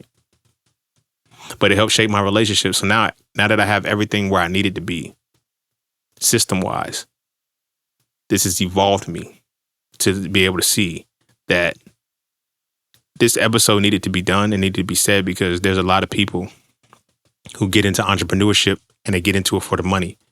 That may be cool, but the biggest thing you're going to pay, the biggest cost, is going to be time and it's going to be relationships. And you'll never get either one of those back. The friends that you may lose, the friends that you will gain, the family that you may lose, the family that you may gain. The people, like when I went to my nieces, my twin nieces and nephews' 8th grade graduation, it broke my heart. It broke my heart. Because I remember when they were born, and I have memories of them when they're first born, right? Because I was in college at the time. Then I have memories of them when they were 5. This was just either before or after I came back from med school, before I went, whatever the case may be. I had that then. And then next thing I know, they're graduating middle school. I can't get that back. So you got to pay me for everything that I went through to gain what I'm selling you. And if you don't want it, cool, by all means, just know that no price is getting dropped back, because what you have to pay me for is the sacrifice of being able to do all of this for this long. And now that I moved into systems and shit, now I just got to record my podcast, make my music, distribute the shit. And then you see the signal, you see the flow. You see how my page is actually flowing now. I kick off with a podcast clip, give you some random thoughts in between, and then I hit you with an ad at the end for the day. And now, because of the way I set it up, you'll always see my content. Again, I would tell you how this system works on air, but I can't, because you got to pay for that now. I gave you all of the free gems already. I gave you all of the free shit already. You feel what I'm saying? No more free shit. No more free shit. I think this was a declaration episode. No more free shit. I might even change the name to EntrepreNEGUS 2020. No more free shit. Nah, I'm bullshit. But yeah, man, that's what it costs. If you considering being an entrepreneur, if you know what I'm saying, you get ready. Ask yourself how many relationships you're willing to lose. Ask yourself how much time you're willing to pay. Because it ain't no, oh, you got 2 years to do this. You're going to take how long it takes. I didn't know I needed 5 websites. I didn't know how to create there's a lot of shit that I didn't know, because when I started this shit, I was just a hustler. Now, all of the shit that I know, niggas got to pay me to learn it. I can cut curves. I promise you I can cut curves.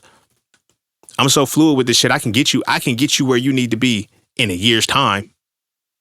You feel what I'm saying? Based off of everything that I've done in 10 years. You feel me?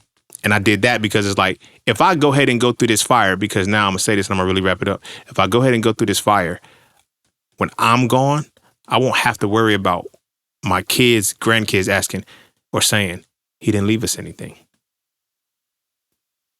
He didn't leave us anything. My grandfather was already dead when I came into this world with nothing.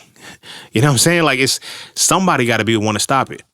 So now if I can cut that in 10 years, now my nephews, my nieces, when they say, hey, I want to run a business, I want to run an online business, I got you. Give me 6 months. Give me 6 months of your time. I'm going to show you what to do, how to set it up, where to go, blah, blah, blah. And by 6 months, your whole shit will be straight and automated. But you got to sign an NDA when I teach you the system, because you teach that in anybody, you getting sued, bro. You getting sued. That's how potent this shit is. Nobody I can put money on, and absolutely nobody is doing the system that I'm doing right now. And they're not pulling in the numbers that I'm pulling in without any ad spend. Everybody has big accounts and all of the shit. It's like, I flipped it. I can do it with a small account. And I'm able to do it well with a small account. Those numbers are not real. Ask anybody. Those numbers should not be done. To have 194 followers and you're reaching 20,000 people a month. Consistently. Day over day. Like it don't, and it's increasing at this point. I'm doing something right. You got to pay for this. I promise you nobody's doing it. But this shit longer than the motherfucking, I ain't mean for it to be this long. So I'm going to go ahead and end it there. Go kiss your babies.